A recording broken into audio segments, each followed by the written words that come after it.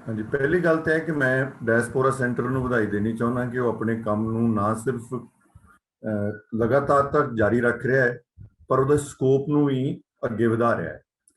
ਤੇ ਜਿਹੜੇ ਪਿਛਲੇ ਸਮੇਂ 'ਚ ਡਾਇਸਪੋਰਾ ਸੈਂਟਰ ਵੱਲੋਂ ਪ੍ਰੋਗਰਾਮ ਕੀਤੇ ਗਏ ਹੈ, ਉਹ ਵਾਕਈ ਉਸ ਸਪਿਰਿਟ ਨਾਲ ਜੁੜੇ ਹੋਏ ਸੀ ਕਿ ਅਸੀਂ ਡਾਇਸਪੋਰਾ ਨੂੰ, ਖਾਸ ਕਰਕੇ ਪੰਜਾਬੀ ਡਾਇਸਪੋਰਾ ਨੂੰ ਆਪਣੇ ਨਾਲ ਜੋੜੀਏ ਤੇ ਇੱਕ ਦੂਜੇ ਨਾਲ ਜੋੜੀਏ। ਪਾਰਟੀਸ਼ਨ ਦੇ ਉੱਤੇ ਬਹੁਤ ਵਧੀਆ ਪ੍ਰੋਗਰਾਮ ਕੋਲੈਬੋਰੇਟਿਵ ਰੂਪ 'ਚ ਵੀ ਕਰਾਏ ਗਏ, ਹੋਰ ਸਾਹਿਤਕ ਸੈਮੀਨਾਰ ਕਰਾਏ ਗਏ, ਇਤਿਹਾਸ ਤੇ ਸੈਮੀਨਾਰ ਕਰਾਏ ਗਏ। ਅੱਜ ਵੈਸੇ ਆਮ ਤੌਰ ਤੇ ਮੈਂ ਉਹ ਜਿਹੜੀ ਵੀ ਕਿਤਾਬ ਜਾਂ ਵਿਸ਼ਾ ਹੁੰਦਾ ਉਹ ਕਿਤਾਬ ਨੂੰ ਪੜ੍ਹ ਕੇ ਆਉਣ 'ਚ ਵਿਸ਼ਵਾਸ ਕਰਦਾ, ਪਰ ਮੈਂ ਕਨਫੈਸ ਕਰਦਾ ਕਿ ਭਾਵੇਂ ਗੁਰਮੁਖ ਜੀ ਨੇ ਮੈਨੂੰ ਅਰਵਿੰਦ-ਪਾਲ ਸਿੰਘ ਜੀ ਦੀ ਕਿਤਾਬ ਭੇਜੀ ਸੀ, ਪਰ ਮੈਂ ਪੜ੍ਹ ਨਹੀਂ ਸਕਿਆ। ਸੋ ਇਸ ਕਰਕੇ ਹੋ ਸਕਦਾ ਜਿਹੜੀ ਮੈਂ ਥੋੜੀ ਜਿਹੀ ਗੱਲਬਾਤ ਤੁਹਾਡੇ ਸਾਹਮਣੇ ਰੱਖਾਂ ਉਹ ਆਊਟ ਆਫ ਕੰਟੈਕਸਟ ਹੋਵੇ, ਪਰ ਟਾਈਟਲ ਤੋਂ ਜੋ ਮੈਨੂੰ ਲੱਗਾ ਕਿ ਜਿਹੜੀ ਵਾਇਲੈਂਸ ਤੇ ਸਿੱਖਾਂ ਨਾਲ ਇਹਦਾ ਜੁੜਾਵ ਦੀ ਗੱਲ ਉਹ ਬਾਰ-ਬਾਰ ਸਾਹਮਣੇ ਆਉਂਦੀ ਹੈ, ਇਹਨੂੰ 4-5 ਵੱਖਰੇ ਸੰਦਰਭਾਂ 'ਚ ਸਮਝਣ ਦੀ ਲੋੜ ਹੈ। ਔਰ ਮੈਂ ਪਹਿਲੇ ਹੀ ਕਹਿ ਦਿੱਤਾ ਕਿ ਮੈਨੂੰ ਨਹੀਂ ਪਤਾ ਕਿ ਅੱਜ ਦੇ ਜਿਹੜੇ ਸਪੀਕਰ ਆ ਉਹਨਾਂ ਨੇ ਇਹਨੂੰ ਕਿਸ ਸੰਦਰਭ 'ਚ ਸਮਝਿਆ ਹੈ। ਮੈਂ ਕਿਉਂਕਿ ਲੈਕਚਰ ਨਹੀਂ ਦੇ ਰਿਹਾ, ਇਸ ਕਰਕੇ ਮੈਂ ਕੁਝ ਸਿਰਫ ਨੁਕਤੇ ਹੀ ਤੁਹਾਡੇ ਸਾਹਮਣੇ ਰੱਖਾਂਗਾ। ਪਹਿਲੀ ਗੱਲ ਤੇ ਹੈ ਕਿ 1947 ਤੋਂ ਪਹਿਲਾਂ ਦਾ ਪੀਰੀਅਡ ਉਹਨੂੰ ਵੀ 2-3 ਹਿੱਸਿਆਂ 'ਚ ਵੰਡ ਕੇ ਵੇਖਣਾ ਚਾਹੀਦਾ ਹੈ। ਪਹਿਲਾ ਹਿੱਸਾ ਸਾਨੂੰ ਵੇਖਣਾ ਚਾਹੀਦਾ ਹੈ ਕਿ 6ਵੇਂ ਪਾਤਸ਼ਾਹ ਤੋਂ 10ਵੇਂ ਪਾਤਸ਼ਾਹ ਤੱਕ ਦਾ ਜਿਹੜਾ ਸਫ਼ਰ ਹੈ ਤੇ ਉਹਦੇ ਵੱਲ ਧਿਆਨ, ਪਹਿਲਾ ਉਹ ਇੱਕ ਪੀਰੀਅਡ ਹੁੰਦਾ। ਉਸ ਤੋਂ ਬਾਅਦ ਫਿਰ ਮਿਸਲਾਂ ਤੇ ਸਿੱਖ ਰਾਜ ਦੀ ਸਥਾਪਨਾ ਵੱਲ ਨੂੰ ਗੱਲ ਜਾਂਦੀ ਹੈ। ਫਿਰ ਬ੍ਰਿਟਿਸ਼ ਪੀਰੀਅਡ ਆਉਂਦਾ ਹੈ। ਪਰ ਕਦੀ ਕਦੀ ਇਸ ਤਰ੍ਹਾਂ ਲੱਗਦਾ ਹੈ ਕਿ ਜਦੋਂ ਤੋਂ ਖਾਲਸਾ ਪੰਥ ਬਣਿਆ ਤੇ ਬ੍ਰਿਟਿਸ਼ ਪੀਰੀਅਡ ਵਿੱਚ ਵੀ ਜਿਹੜੀ ਨੌਈਅਤ ਹੈ ਜਿਹੜੀ ਸਿੱਖਾਂ ਦੀ ਆਪਣੇ ਆਪ ਨਾਲ ਜਾਂ ਹਥਿਆਰਾਂ ਨਾਲ ਜਾਂ ਵਾਇਲੈਂਸ ਨਾਲ ਜਾਂ ਲੜਨ ਨਾਲ, ਉਹ ਬਹੁਤ ਜ਼ਿਆਦਾ ਨਹੀਂ ਬਦਲੀ। ਉਹਦੇ 'ਚ ਇੱਕ ਵੱਡਾ ਬਦਲਾਅ ਆਉਂਦਾ ਹੈ ਕਿ ਇਹ ਗੱਲ ਮੰਨਣੀ ਬੜੀ ਮੁਸ਼ਕਲ ਹੋ ਜਾਂਦੀ ਹੈ ਕਿ ਸਜਿਆ ਹੋਇਆ ਸਿੱਖ ਅੰਗਰੇਜ਼ ਦੀ ਫੌਜ 'ਚ ਕਿਵੇਂ ਲੜਦਾ ਹੈ ਤੇ ਕਿਵੇਂ ਉਹ ਆਪਣੇ ਆਪ ਨੂੰ ਇਸ ਗੱਲ ਤੇ ਮਨਾਉਂਦਾ ਹੈ ਕਿ ਮੈਂ ਹੁਣ ਅੰਗਰੇਜ਼ ਦਾ ਸਿਪਾਹੀ ਬਣ ਗਿਆ। ਇਹਦੀ ਮਾਨਸਿਕਤਾ ਨੂੰ ਸਮਝਣ ਦੀ ਬੜੀ ਲੋੜ ਹੈ, ਪਰ ਉਹ ਇੱਕ ਉਹਦੇ ਨਾਲ ਵੀ ਉਹਨੂੰ ਆਪਣੇ ਪਿਛੋਕੜ ਨਾਲ ਜੋੜ ਕੇ ਹੀ ਵੇਖਦਾ ਹੈ, ਉਹ ਕੋਈ ਨਵੀਂ ਗੱਲ ਨਹੀਂ ਹੁੰਦੀ। ਪਰ ਸਭ ਤੋਂ ਵੱਡੀ ਨਵੀਂ ਗੱਲ 1947 'ਚ ਹੁੰਦੀ ਹੈ, ਕਿਉਂਕਿ 1947 ਤੋਂ ਪਹਿਲੇ ਸਿੱਖ ਵੱਲੋਂ ਮਜ਼ਲੂਮ ਤੇ ਜਿਹੜਾ ਅਤਿਆਚਾਰ ਕਰਨਾ ਜਾਂ ਉਹਨੂੰ ਮਾਰਨਾ, ਇਹਦੀ ਕੋਈ ਬਹੁਤ ਵੱਡੀ ਐਵੀਡੈਂਸ ਨਹੀਂ ਮਿਲਦੀ। ਪਰ 1947 'ਚ ਅਸੀਂ ਇਹ ਕੰਮ ਕਰ ਲਿਆ ਕਿ ਅਸੀਂ ਹਿੰਦੂ ਸਿੱਖ ਜਿਹੜੇ ਉਸ ਪਾਸੇ ਮਾਰੇ ਜਾ ਰਹੇ ਸੀ ਉਹਨਾਂ ਦਾ ਬਦਲਾ ਇੱਥੋਂ ਦੇ ਮਜ਼ਲੂਮ ਮੁਸਲਮਾਨਾਂ ਕੋਲੋਂ ਲਿਆ ਤੇ ਧਰਮ ਦੇ ਨਾਂ ਤੇ ਵੀ ਲਿਆ, ਗੁਰਦੁਆਰਿਆਂ 'ਚੋਂ ਕੱਟ ਕਰਕੇ ਵੀ, ਇਕੱਠੇ ਹੋ ਕੇ ਬਾਹਰ ਜਾ ਕੇ ਵੀ ਲਿਆ। ਇਹ ਵੀ ਗੱਲ ਠੀਕ ਹੈ ਕਿ ਕੁਝ ਲੋਕਾਂ ਨੇ ਮਜ਼ਲੂਮਾਂ ਨੂੰ ਬਚਾਇਆ ਵੀ, ਪਰ ਅਸੀਂ ਇਸ ਗੱਲ ਨਾਲ ਨੂੰ ਆਪਣੇ ਆਪ ਤੋਂ ਸਿੱਖੀ ਜਾਂ ਸਿੱਖ ਆਪਣੇ ਆਪ ਨੂੰ ਵੱਖ ਨਹੀਂ ਕਰ ਸਕੇ ਕਿ ਇਹ ਕੰਮ ਹੋਇਆ। ਔਰ ਉਸ ਤੋਂ ਬਾਅਦ ਫਿਰ ਜਿਹੜਾ ਅਗਲਾ ਸਮਾਂ 84 ਦਾ ਉਸ ਤੋਂ ਬਾਅਦ ਆਉਂਦਾ ਹੈ, ਉਹ ਬੜੇ ਢੰਗਾਂ ਨਾਲ ਲੋਕਾਂ ਨੇ ਉਹਨੂੰ ਦੇਖਿਆ ਹੈ ਤੇ ਉਹਨੂੰ 84 ਨਾਲ, ਉਹਨੂੰ 47 ਨਾਲ ਵੀ ਜੋੜ ਕੇ ਵੇਖਿਆ ਜਾਂਦਾ ਹੈ, ਉਸ ਤੋਂ ਵੱਖਰੇ ਰੂਪ 'ਚ ਵੀ ਵੇਖਿਆ ਜਾਂਦਾ ਹੈ।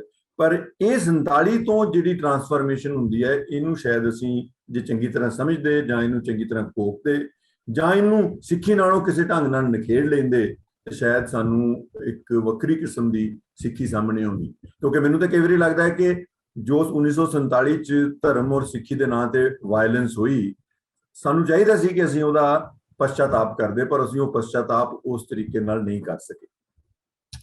ਦੂਸਰੀ ਇੱਕ ਗੱਲ ਹੋਰ, ਇੱਕ ਤਾਂ ਮੇਰੀ ਇਤਿਹਾਸ ਵਿੱਚ ਰੁਚੀ ਹੋਣ ਕਰਕੇ ਮੈਂ ਪੜ੍ਹ ਰਿਹਾ ਸਾਂ ਕਿ ਸਿਕੰਦਰ ਵਾਕਈ ਵਾਪਸ ਕਿਵੇਂ ਗਿਆ, ਤੇ ਉਹਦੀ ਵਾਪਸੀ ਦੇ ਉੱਤੇ ਬਹੁਤ ਸਾਰਾ ਮਿਲਦਾ ਹੈ ਸਾਨੂੰ ਇਤਿਹਾਸ, ਔਰ ਲਿਖਤਾਂ ਵੀ ਮਿਲਦੀਆਂ ਨੇ। ਮੋਟੀ ਜੀ ਗੱਲ ਇਹ ਹੈ ਕਿ ਜੇ ਅਸੀਂ ਜਦੋਂ ਬਿਆਸ ਦਰਿਆ ਲਾਗੋਂ ਸਿਕੰਦਰ ਵਾਪਸ ਜਾਂਦਾ ਹੈ ਤੇ ਜਿਸ ਤਰ੍ਹਾਂ ਦੇ ਛਾਪਾਮਾਰ ਹਮਲੇ ਉਹਦੇ ਤੇ ਹੁੰਦੇ ਹੈ, ਉਹ ਐਂ ਲੱਗਦਾ ਕਿ ਜਿਵੇਂ ਅਹਿਮਦ ਸ਼ਾਹ ਅਬਦਾਲੀ ਜਦੋਂ ਵਾਪਸ ਜਾ ਰਿਹਾ ਛਾਪਾਮਾਰ ਹਮਲੇ ਕਰ ਰਹੇ ਸੀ, ਐਂ ਲੱਗਦਾ ਕਿ ਉਹਦੀ ਗੱਲਬਾਤ ਹੋ ਰਹੀ ਹੈ। ਸੋ ਇਸ ਕਰਕੇ ਇਸ ਖਿੱਤੇ 'ਚ ਇੱਕ ਖਾਸ ਤਰ੍ਹਾਂ ਦੀ ਲੜਾਈ ਲੜਨ ਦੀ ਜਿਹੜੀ ਬਿਰਤੀ ਹੈ ਔਰ ਜਿਹੜਾ ਉਹਦਾ ਖਾਸਾ ਹੈ, ਸ਼ਾਇਦ ਇਹ ਸਿੱਖੀ ਨਾਲੋਂ ਵੀ ਬਹੁਤ ਪੁਰਾਣਾ ਹੈ। ਤੇ ਇਸ ਸੰਦਰਭ 'ਚ ਵੀ ਇਸ ਗੱਲ ਨੂੰ ਵੇਖਣਾ ਚਾਹੀਦਾ ਹੈ। ਔਰ ਇਹ ਲੰਬੀ ਗੱਲ ਨਾਲੋਂ ਮੈਂ ਇਹ ਕਹਿਣਾ ਚਾਹੁੰਦਾ ਕਿ ਵੱਖ-ਵੱਖ ਪਰਸਪੈਕਟਿਵਸ ਲੈਣੇ ਚਾਹੀਦੇ ਹੈ ਕਿ ਵਾਇਲੈਂਸ ਔਰ ਮਿਲੀਟੈਂਟ ਸਟਰਗਲ, ਛਾਪਾਮਾਰ ਲੜਾਈਆਂ, ਗੁਰੀਲਾ ਵਾਰਫੇਅਰ, ਇਹਦਾ ਇਸ ਖਿੱਤੇ ਨਾਲ ਵੀ ਕੋਈ ਡੂੰਘਾ ਤਾਲੁਕ ਹੈ, ਕਿਉਂਕਿ सिकंदर ਨੂੰ ਵੀ ਉਸ ਤਰ੍ਹਾਂ ਦੀ ਛਾਪਾ ਮਾਰ ਲੜਾਈ ਦਾ ਹੀ ਸਾਹਮਣਾ ਕਰਨਾ ਪਿਆ ਜਿਸ ਤਰ੍ਹਾਂ ਦਾ ਅਬਦਾਲੀ ਨੂੰ ਕਰਨਾ ਪਿਆ। ਤੇ ਇਹ ਮੇਰੇ ਵਾਸਤੇ ਇੱਕ ਆਈ ਓਪਨਰ ਸੀ ਕਿ ਅਸੀਂ ਉਹਨੂੰ ਸਿੱਖ ਤੌਰ ਤਰੀਕਿਆਂ ਨਾਲ ਜੋੜ ਕੇ ਵੇਖਦੇ ਸਾਂ।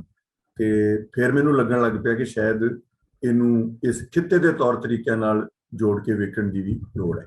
ਸੋ ਖੈਰ ਲੰਮੀ ਗੱਲ ਨਾ ਕਰਦਾ ਹੋਇਆ, ਬਹੁਤ ਵਧੀਆ ਤੇ ਵੱਡੇ ਵਿਦਵਾਨ ਅੱਜ ਸਾਡੇ ਵਿੱਚ ਸ਼ਾਮਲ ਹੋਏ ਨੇ ਤੇ ਵਧੀਆ ਡਿਸਕਸ਼ਨ ਹੋਏਗੀ ਕਿਉਂਕਿ ਗੰਭੀਰਤਾ ਨਾਲ ਸਾਰੇ ਵਿਦਵਾਨਾਂ ਨੇ ਇਹਨਾਂ ਗੱਲਾਂ ਬਾਰੇ ਸੋਚਿਆ ਹੈ। ਮੇਨ ਪ੍ਰੈਜੈਂਟੇਸ਼ਨ ਹੋਏਗੀ, ਉਸ ਤੋਂ ਬਾਅਦ ਵਿਚਾਰ ਵਟਾਂਦਰਾ ਹੋਏਗਾ ਤੇ ਮੈਨੂੰ ਆਸ ਹੈ ਕਿ ਜਿਹੜੇ ਵੀ ਨਾਲ ਜੁੜਨਗੇ ਸੁਣਨਗੇ ਬਾਅਦ YouTube ਚੈਨਲ ਤੇ ਵੀ ਉਹਨਾਂ ਨੂੰ ਇਹਦਾ ਬਹੁਤ ਲਾਭ ਹੋਏਗਾ। ਮੈਂ ਤਾਂ ਸਿਰਫ ਇਹ ਕਹਾਂਗਾ ਕਿ ਅੱਜ ਜਿਹੜੇ ਵਿਦਵਾਨ ਜੁੜ ਰਹੇ ਹੈ ਪੰਜਾਬੀ ਯੂਨੀਵਰਸਿਟੀ ਨਾਲ ਜੁੜਦੇ ਰਹਿਣ ਤਾਂ ਕਿ ਅਸੀਂ ਇਹਨਾਂ ਜਟਿਲ ਮਸਲਿਆਂ ਨੂੰ ਡੂੰਘਾਈ 'ਚ ਸਮਝ ਸਕੀਏ। ਸੋ ਮੈਂ ਸਾਰਿਆਂ ਦਾ ਬਹੁਤ ਧੰਨਵਾਦੀ ਹਾਂ, ਅਰਵਿੰਦ-ਪਾਲ ਸਿੰਘ ਮੰਡੇਰ ਜੀ ਦਾ, ਸਾਡੇ ਨਾਲ ਜੁੜੇ ਹੋਏ ਜਸਬੀਰ ਸਿੰਘ ਮੰਡ ਜੀ ਦਾ, ਬਰਿੰਦਰਪਾਲ ਜੀ ਦਾ, ਪਸ਼ੌਰਾ ਸਿੰਘ ਜੀ ਦਾ, ਜਿਹੜੇ ਅੱਜ ਸਾਡੇ ਨਾਲ ਜੁੜੇ ਤੇ ਆਪਣੇ ਵਿਚਾਰ ਸਾਡੇ ਨਾਲ ਸਾਂਝੇ ਕਰਨਗੇ। ਕਿਉਂਕਿ ਮੈਂ ਇਹ ਮੰਨਦਾ ਕਿ ਜੇ ਅਸੀਂ ਇਤਿਹਾਸ ਨੂੰ ਡੂੰਘਾਈ ਨਾਲ ਸਮਝੀਏ ਤੇ ਉਹ ਸਾਨੂੰ ਆਪਣਾ ਅਗਲਾ ਜੀਵਨ ਇੱਕ ਸਭਿਅਤਾ ਦੇ ਤੌਰ ਤੇ ਬਿਹਤਰ ਬਣਾਉਣ 'ਚ ਬਹੁਤ ਮਦਦ ਮਿਲਦੀ ਹੈ। ਸੋ ਜੇ ਨਕਾਰ ਦਈਏ ਉਹਨੂੰ ਭੁੱਲ ਜਿਹਾ ਜਾਈਏ ਤੇ ਕਹੀਏ ਚਲੋ ਕੋਈ ਗੱਲ ਨਹੀਂ, ਤੇ ਉਹਦੇ ਨਾਲ ਸਾਨੂੰ ਨੁਕਸਾਨ ਹੁੰਦਾ ਹੈ, ਫਾਇਦਾ ਨਹੀਂ ਹੁੰਦਾ। ਸੋ ਇਹਨਾਂ ਸ਼ਬਦਾਂ ਨਾਲ ਹੀ ਮੈਂ ਅੱਜ ਦੇ ਪ੍ਰੋਗਰਾਮ ਨੂੰ ਅੱਗੇ ਵਧਾਉਣ ਵਿੱਚ ਆਰਗੇਨਾਈਜ਼ਰਸ ਨੂੰ ਕਹਿੰਦਾ ਕਿ ਅੱਗੇ ਲੈ ਕੇ ਜਾਣ। ਧੰਨਵਾਦ ਜੀ। ਪੰਜਾਬੀ ਯੂਨੀਵਰਸਿਟੀ ਪਟਿਆਲੇ ਅਤੇ ਮੁੱਖ ਤੌਰ ਤੇ vice chancellor Sahib professor Arvind, centre for diasporic studies ਦੇ ਡਾਇਰੈਕਟਰ ਪ੍ਰੋਫੈਸਰ ਗੁਰਮੁਖ ਸਿੰਘ ਔਰ ਡਾਕਟਰ ਧਰਮਜੀਤ ਸਿੰਘ ਦੇ ਬਹੁਤ ਮੈਂ ਧੰਨਵਾਦੀ ਹਾਂ ਜਿਨ੍ਹਾਂ ਨੇ ਬੁਲਾਵਾ ਦਿੱਤਾ ਇਸ ਡਿਸਕਸ਼ਨ ਦੇ ਵਿੱਚ ਸ਼ਾਮਲ ਹੋਣ ਨੂੰ ਤੇ ਬੜਾ ਟਾਈਮ ਦਿੱਤਾ ਇਸ ਬੁੱਕ ਨੂੰ।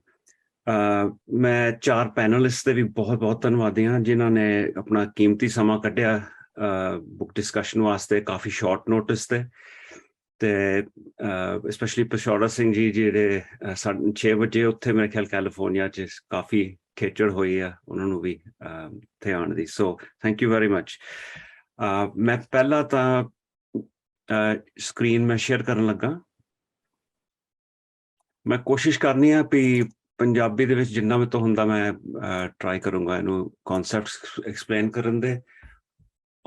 ਜਿਹੜੀ ਪ੍ਰੈਜੈਂਟੇਸ਼ਨ ਐਕਚੁਅਲੀ ਇੰਗਲਿਸ਼ ਦੇ ਵਿੱਚ ਆ ਪਰ ਮੈਂ ਥੋੜੀ ਬਹੁਤੀ ਇਹਦੀ ਟ੍ਰਾਂਸਲੇਸ਼ਨ ਮੈਂ ਕਰ ਦੂੰਗਾ ਜਿੰਨਾ ਕੋਈ ਹੋਇਆ। ਸੋ ਧਰਮਜੀਤ ਦਿਸਦਾ is it good visible? Okay, excellent. So ਮੈਂ ਐਕਚੁਅਲ ਜਿਹੜਾ ਲੈਕਚਰ ਇਹ ਹੈਗਾ ਆਲਮੋਸਟ 45 ਮਿੰਟਸ ਦਾ ਹੈ ਪਰ ਮੈਂ ਸਿਰਫ ਮੇਨ ਪੁਆਇੰਟਸ ਹੀ ਇਹਦੇ ਵਿੱਚੋਂ ਕੱਢਣੇ ਆ। ਮੋਸਟਲੀ ਮੈਂ ਫੋਕਸ ਕਰਨਾ ਵੀ ਵਾਈ ਵਾਇਲੈਂਸ, ਵੀ ਇਹ ਕਿਤਾਬ ਲਿਖੀ ਕਾਹਤੇ ਆ, ਇਹਦੇ ਅੰਡਰਲਾਈਂਗ ਰੀਜ਼ਨਸ ਕੀ ਸੀਗੇ ਤੇ ਲਿਬਰਲ ਕਨਸੈਪਟ ਆਫ ਵਾਇਲੈਂਸ ਦੇ ਆਲੇ ਦੁਆਲੇ ਮੈਂ ਥੋੜ੍ਹਾ ਜਿਹਾ ਬੋਲੂੰਗਾ ਤੇ ਜੇ ਟਾਈਮ ਹੋਏ ਤਾਂ ਸੋਵਰਨ ਵਾਇਲੈਂਸ ਦੀ ਕਨਸੈਪਟ ਵੀ ਥੋੜ੍ਹਾ ਜਿਹਾ ਮੈਂ ਐਕਸਪਲੇਨ ਕਰਨ ਦੀ ਕੋਸ਼ਿਸ਼ ਕਰਾਂਗਾ। ਸੋ ਵਾਈ ਵਾਇਲੈਂਸ, ਪਹਿਲੀ ਤਾਂ ਗੱਲ ਹੈਗਾ ਵੀ ਇਹ ਜਿਹੜੀ ਛੋਟੀ ਜਿਹੀ ਕਿਤਾਬ ਹੈ, ਕਈਆਂ ਨੇ ਐਕਚੁਅਲੀ ਕਿਹਾ ਵੀ it's a very small book 30,000 words. Actually ਇਹ ਹੈਗੀ ਕੰਸਟ੍ਰੇਂਟਸ ਉਸ ਸੀਰੀਜ਼ ਦੇ, ਉਹਨਾਂ ਨੇ 30,000 ਵਰਡਸ ਮੈਕਸਿਮਮ ਰੱਖੇ ਆ ਤੇ ਉਹ ਤੋਂ ਇੱਕ ਵੀ ਲੈਟਰ ਅੱਗੇ ਉਹ ਜਾਣ ਨਹੀਂ ਦਿੰਦੇ ਸੀਗੇ। ਸੋ ਮੇਰੇ ਆਲਮੋਸਟ 29,900 ਸੀਗੇ ਵਰਡਸ। ਤੇ ਐਕਚੁਅਲ ਜਿਹੜੀ ਕਿਤਾਬ ਮੈਂ ਪਹਿਲਾਂ ਸ਼ੁਰੂ ਕੀਤੀ ਸੀ ਉਹਦਾ ਨਾਂ ਸੀਗਾ ਵਾਰ ਮਸ਼ੀਨਸ। ਉਹ ਕਾਫੀ ਉਹਦਾ ਵੱਡਾ ਸਕੋਪ ਸੀਗਾ ਤੇ ਉਹ ਇਹ ਤੋਂ ਮੇਰੇ ਖਿਆਲ ਡਬਲ ਤੋਂ ਵੀ ਜ਼ਿਆਦਾ ਸਾਈਜ਼ ਦੀ ਆ ਤੇ ਉਹ ਪ੍ਰੋਜੈਕਟ ਹੈਗਾ ਇਨ ਪ੍ਰੋਗਰੈਸ, ਉਹ ਚੱਲ ਰਿਹਾ ਇਸ ਵੇਲੇ।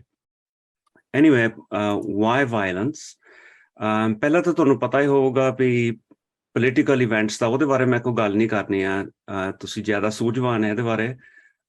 ਪੰਜਾਬੀ ਆਡੀਅנס ਨੂੰ ਕਾਫੀ ਨੌਲੇਜ ਹੈਗੀ ਪਰ ਆ ਬੇਸਿਕ ਇਸ਼ੂਜ਼ ਦਾ ਤੁਹਾਨੂੰ ਪਤਾ ਹੈ, ਪੋਲੀਟੀਕਲ ਇਵੈਂਟਸ ਐਟਸੈਟਰਾ 1980s ਦੇ ਵਿੱਚ ਤੇ ਹੁਣ ਤੱਕ ਵੀ ਜਿਹੜਾ ਕਿਸਾਨ ਮੋਰਚਾ ਚੱਲ ਰਿਹਾ ਉਹ ਵੀ ਇੱਕ ਤਰ੍ਹਾਂ ਦਾ ਰੈਜ਼ਿਸਟੈਂਸ ਮੂਵਮੈਂਟ ਹੈਗੀ ਆ and you know it's very very important. ਪਰ ਮੇਰੇ ਲਈ ਪਰਸਨਲ ਰੀਜ਼ਨਸ ਵੀ ਹੈਗੇ ਆ। ਨੰਬਰ 1 ਇਜ਼ ਟੀਚਿੰਗ ਵਾਸਤੇ ਇਹ ਕਨਸੈਪਟ ਜਿਹੜਾ ਵਾਇਲੈਂਸ ਦਾ ਕਨਸੈਪਟ ਹੈਗਾ ਇਟਸ ਵੈਰੀ ਕਨਫਿਊਜ਼ਿੰਗ। ਜਦੋਂ ਨੈਰੇਟਿਵ ਤੁਸੀਂ ਹਿਸਟੋਰੀਕਲ ਨੈਰੇਟਿਵ ਵੀ ਪੜ੍ਹਾਉਂਦੇ ਆ ਤੇ ਉਹਦੇ ਨਾਲ ਫਿਰ philosophical concept ਜਦੋਂ attach ਕਰਦੇ ਆ, it becomes very very confusing ਤੇ ਇਹ ਮੇਰੇ ਲਈ challenge ਰਿਹਾ 20-25 ਸਾਲਾਂ 'ਚ।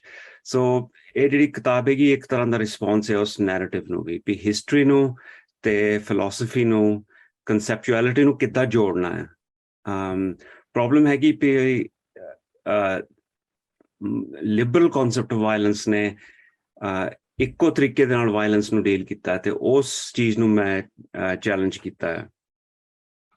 ਤੇ ਮੈਂ 2 ਕੋਰਸਿਸ ਪੜ੍ਹਾ ਰਿਹਾ ਵਾਇਲੈਂਸ ਦੇ। ਇੱਕ ਇਸ ਸਮੈਸਟਰ ਸ਼ੁਰੂ ਹੋਗਾ, ਉਹਦਾ ਨਾਂ ਹੈਗਾ religion and violence in a secular age. ਉਹਨੂੰ ਕਾਫੀ ਦੇਰ ਹੋ ਗਈ ਮੈਨੂੰ ਪੜ੍ਹਾਉਂਦੇ ਨੂੰ। ਤੇ ਇੱਕ ਹੋਰ ਕੋਰਸ ਹੈਗਾ ਵਾਰ ਮਸ਼ੀਨਸ ਤੇ, ਜਿਨ੍ਹਾਂ ਦੇ ਵਿੱਚ ਸਿੱਖ ਇਸ਼ੂ ਕਾਫੀ ਜ਼ੋਰ ਸ਼ੋਰ ਦੇ ਨਾਲ ਪੜ੍ਹਾਇਆ ਜਾਂਦਾ। ਦੂਸਰੀ ਹੈਗੀ ਰਿਸਰਚ ਦਾ ਹਿੱਸਾ। So it's part of my research ਤੇ ਈਵਨ ਮੇਰੇ ਅਰਲੀਅਰ ਵਰਕ ਦੇ ਵਿੱਚ ਵੀ ਵਾਇਲੈਂਸ ਦਾ ਇਸ਼ੂ ਕਾਫੀ ਉੱਠਿਆ ਸੀਗਾ। ਬੇਸਿਕ ਕੁਐਸਚਨਸ ਕੀ ਆ, ਸੋ ਇਹ ਕਿਤਾਬ ਦੇ ਵਿੱਚ ਵੀ ਆ ਰਹੇ ਆ ਕੁਐਸਚਨਸ, ਪਰ ਇਹ ਜਿਹੜੀ ਦੂਸਰੀ ਕਿਤਾਬ ਆ ਇਹ ਤੋਂ ਵੱਡੀ ਕਿਤਾਬ, ਉਹਦੇ ਵਿੱਚ ਵੀ ਇਹ ਮੇਨ ਹੈਗੇ ਆ। ਸੋ ਥੋੜਾ ਜਿਹਾ ਡਿਸਜੰਕਚਰ ਵੀ ਤੁਸੀਂ ਨੋਟ ਕਰੋਗੇ। ਗਾਈਡਿੰਗ ਕੁਐਸਚਨਸ ਹੈਗੇ ਵੀ ਮੈਂ ਚਾਹਨਾ ਵੀ ਜਿਹੜੀ ਕਨਵੈਨਸ਼ਨਲ ਇਮੇਜ ਆਫ ਵਾਇਲੈਂਸ ਹੈਗੀ, ਆਰਡੀਨਰੀ ਕਨਸੈਪਟ ਆਫ ਵਾਇਲੈਂਸ ਜਿਹੜਾ ਸਾਨੂੰ ਸਾਰਿਆਂ ਨੂੰ ਦਿਸਦਾ ਹੈ, ਸਾਨੂੰ ਗਵਰਨਮੈਂਟਸ ਦੱਸ ਰਹੇ ਆ, ਉਹ ਕਿੱਦਾਂ ਚੈਲੰਜ ਕੀਤਾ ਜਾਵੇ। ਸਿੱਖ ਸਟੱਡੀਜ਼ ਦੇ ਵਿੱਚ ਇਹ ਸ਼ਾਮਲ ਹੋ ਗਿਆ ਸੀਗਾ, this conventional image of violence, and I tried to tease this out, to deconstruct it and to put it on a new footing. Political violence, political science and international studies ਦੇ ਵਿੱਚ ਤਾਂ ਆਮ ਹੈਗਾ, it's the liberal concept of violence. So ਮੈਂ ਕੀ ਕੋਸ਼ਿਸ਼ ਕਰ ਰਿਹਾ ਵੀ alternative concepts of violence ਕੀ ਹੈ, ਕਿੱਥੋਂ ਮਿਲ ਸਕਦੇ ਆ। ਸਾਨੂੰ ਵੈਸਟਰਨ ਸੋਰਸਿਸ ਵਿੱਚੋਂ ਵੀ ਮਿਲ ਸਕਦੇ ਆ, ਸਿੱਖ ਸੋਰਸਿਸ, ਇੰਡੀਜੀਨਸ ਸੋਰਸਿਸ। ਤੇ ਐਕਚੁਅਲੀ ਇਹ ਜਿਹੜੀ ਕਨਸੈਪਚੁਅਲਾਈਜੇਸ਼ਨ ਦਾ ਇਸ਼ੂ ਹੈਗਾ ਹੈ, ਇਹ ਪਾਰਟ ਆਫ ਇੱਕ ਹੋਰ ਫੀਲਡ ਦਾ ਪਾਰਟ ਹੈ ਜਿਹਦਾ ਨਾਮ ਹੈਗਾ ਵਰਲਡ ਫਿਲਾਸਫੀਜ਼। ਤੇ ਵਰਲਡ ਫਿਲਾਸਫੀਜ਼ ਕੁਛ ਦੇਰ ਵਾਸਤੇ 20 ਸਾਲਾਂ ਵਾਸਤੇ ਕਾਫੀ ਉਹ ਕਹਿ ਲਓ ਵੀ ਮਾਰਜਨਾਈਜ਼ ਹੋ ਚੁੱਕੀ ਸੀਗੀ academy ਦੇ ਵਿੱਚ। ਹੁਣ ਉਹ ਵਾਪਸ ਆ ਰਹੀ ਹੈ, and that seems to be a response to current affairs. The idea that, you know, thinking, people have to focus on thinking, and especially on indigenous thought, because this is very important. And the third thing that I'm trying to do is to learn lessons for intersectional resistance. Intersectional resistance ਦਾ ਮਤਲਬ ਹੈਗਾ ਵੀ so ਜਦੋਂ ਮੈਂ violence ਤੇ naan violence ਦੀ ਗੱਲ ਕਰਦਾ, ਇਹਦਾ ਦੂਸਰਾ ਰੂਪ ਹੈਗਾ ਰੈਜ਼ਿਸਟੈਂਸ। ਭਾਵੇਂ ਸਟੇਟ ਨੂੰ ਰੈਜ਼ਿਸਟੈਂਸ ਹੋਵੇ, ਆਪਣੇ ਆਪ ਨੂੰ ਰੈਜ਼ਿਸਟੈਂਸ ਹੋਵੇ, resistance is the key word, and I want people to sort of focus on that. But intersectional resistance is important. So this is not just about Sikh violence, but about how the concept of violence, as it's gleaned from Sikh primary sources, Sikh history, and Sikh conceptualism, Sikh philosophy, can become intersectional with many other movements around the world, maybe anti-capitalist movements, maybe women's rights movements, the farmers' issue, for example, and you name it. You know, the whole world is moving towards fascism in virtually every country that you look at. What means of resistance are there, and how do we understand the concept of violence? Because that concept has been completely constrained by the history of liberal philosophy in the past 200 years or so. So, kitab de vich pehle jehde issues da hege are the very straightforward. Main Sikh agitations baare gal ਕੀਤੀ ਹੈਗੀ ਆ, ਕੋਈ depth ਦੇ ਵਿੱਚ ਨਹੀਂ। ਤੇ ਇਹ ਜਿਹੜੀ ਗੱਲ ਹੈਗੀ ਤਾਂ ਕਾਫੀ ਸਕੋਲਰਸ਼ਿਪ ਦੇ ਵਿੱਚ ਆਲਰੇਡੀ ਸਟੱਡੀ ਹੋ ਚੁੱਕੀ ਹੈ, ਸੋ ਮੈਂ ਇਹਦੇ ਤੇ ਬਹੁਤਾ ਜ਼ੋਰ ਨਹੀਂ ਲਾਇਆ। ਮੈਂ ਮਾਡਰਨ ਸਿੱਖ ਸਟੱਡੀਜ਼ ਤੇ ਜ਼ਰੂਰ ਥੋੜਾ ਬਹੁਤਾ ਕਿਹਾ। ਸੌਰੀ, ਮੈਂ ਇੱਕ ਮਿੰਟ ਮੈਂ ਵਾਪਸ ਜਾਵਾਂ। And I just wanted to note one thing in relation to, sorry, ਇਹ ਹੈਗਾ ਥੋੜੀ awkward ਜਿਹਾ। So agitations ਦੇ ਨਾਲ ਇੱਕ ਹੋਰ ਇਸ਼ੂ ਉੱਠਦਾ ਹੈਗਾ ਜਿਹੜਾ ਆਮ ਸਕਾਲਰਸ ਨੇ ਨੋਟ ਨਹੀਂ ਕੀਤਾ ਤਾਂ ਆਮ ਪਬਲਿਕ ਵੀ ਨਹੀਂ ਨੋਟ ਕਰਦੀ, ਉਹ ਹੈਗਾ ਥਿੰਕ ਟੈਂਕਸ ਦਾ ਰੋਲ। ਸੋ ਸਿੱਖ ਕੰਟੈਕਸਟ ਦੇ ਵਿੱਚ, ਪੰਜਾਬ ਦੇ ਕੰਟੈਕਸਟ ਦੇ ਵਿੱਚ 3 ਥਿੰਕ ਟੈਂਕਸ ਕਾਫੀ ਇਹਨਾਂ ਨੇ ਰੋਲ ਪਲੇ ਕੀਤਾ। The centre for research in rural and industrial development. ਇਹ ਕੁਝ ਕਹਿੰਦੇ ਹੈਗੇ ਵੀ ਇਹ ਜਿਹੜੇ state agencies ਹੈਗੇ ਆ secret agencies ਉਹਨਾਂ ਦਾ ਵੀ ਇਹ ਕਹਿ ਲਓ ਵੀ ਇੱਕ front ਸੀਗਾ ਇੱਕ ਹੋਰ ਹੈਗਾ Stratfor ਜਿਹੜਾ is a Washington based think tank ਸੀਗਾ it's based in Washington. It was a consultancy type organization. And another one was the South Asian Terrorism Portal, jada KPS Gill ne run kita. You know, these are all parts of state agencies, basically, in the way that have taken and pushed to and given to states to influence the policy making, etc. So, ये जरा role है काफी important है. कुछ सजना ने raise भी किया है, पर बड़े marginally. I think this is something we need to look at more carefully as well. Just for me personally, 1980 to लेके 84 तक कर इंग्लैंड ਦੇ ਵਿੱਚ ਕਾਫੀ ਜਿਹੜਾ ਲਿਟਰੇਚਰ ਇੰਡੀਆ ਤੋਂ ਆ ਰਿਹਾ ਸੀਗਾ ਲਾਈਕ ਸਿੱਖ ਹਿੰਦੂ ਕਨਫਲਿਕਟ ਤੇ ਪੈਂਫਲੇਟ ਛਪੀ ਜਾ ਰਹੇ ਸੀਗੇ ਤੇ ਬੇਸਿਕ ਆਈਡੀਆ ਸੀਗਾ ਪਬਲਿਕ ਨੂੰ ਕਨਫਿਊਜ਼ ਕਰੋ ਫੇਕ ਨਿਊਜ਼ ਦਿਓ ਸੋ ਆ ਜਿਹੜਾ ਫੇਕ ਨਿਊਜ਼ ਦਾ ਇਸ਼ੂ ਹੈਗਾ ਇਹ ਤਾਂ ਬੜਾ ਪੁਰਾਣਾ ਚੱਲਦਾ ਹੈ ਇਟਸ ਵੈਰੀ ਇੰਪੋਰਟੈਂਟ ਸੋ ਇਹ ਥਿੰਕ ਟੈਂਕਸ ਦਾ ਰੋਲ ਵੀ ਸਾਨੂੰ ਦੇਖਣਾ ਚਾਹੀਦਾ ਤੇ ਕੈਨੇਡਾ ਦੇ ਵਿੱਚ ਮੈਕਡੋਨਲਡ ਲੌਰੀਅਰ ਇੰਸਟੀਚਿਊਟ ਵੀ ਹੈਗੀ ਇੱਕ ਜਿਨ੍ਹਾਂ ਨੇ ਕਾਫੀ ਕੋਸ਼ਿਸ਼ ਕੀਤੀ ਹੈਗੀ ਵੀ ਇੱਕ ਤਰ੍ਹਾਂ ਦਾ ਇਮੇਜ ਸਿੱਖਾਂ ਦਾ ਪ੍ਰੋਜੈਕਟ ਕੀਤਾ ਜਾਵੇ and they seem to be working with state agencies as well so ਮੇਰਾ ਮਕਸਦ ਇਹੀ ਹੈਗਾ ਵੀ ਇਹਨੂੰ visible ਬਣਾਓ ਥੋੜਾ ਜਿਹਾ take a look at what's actually going on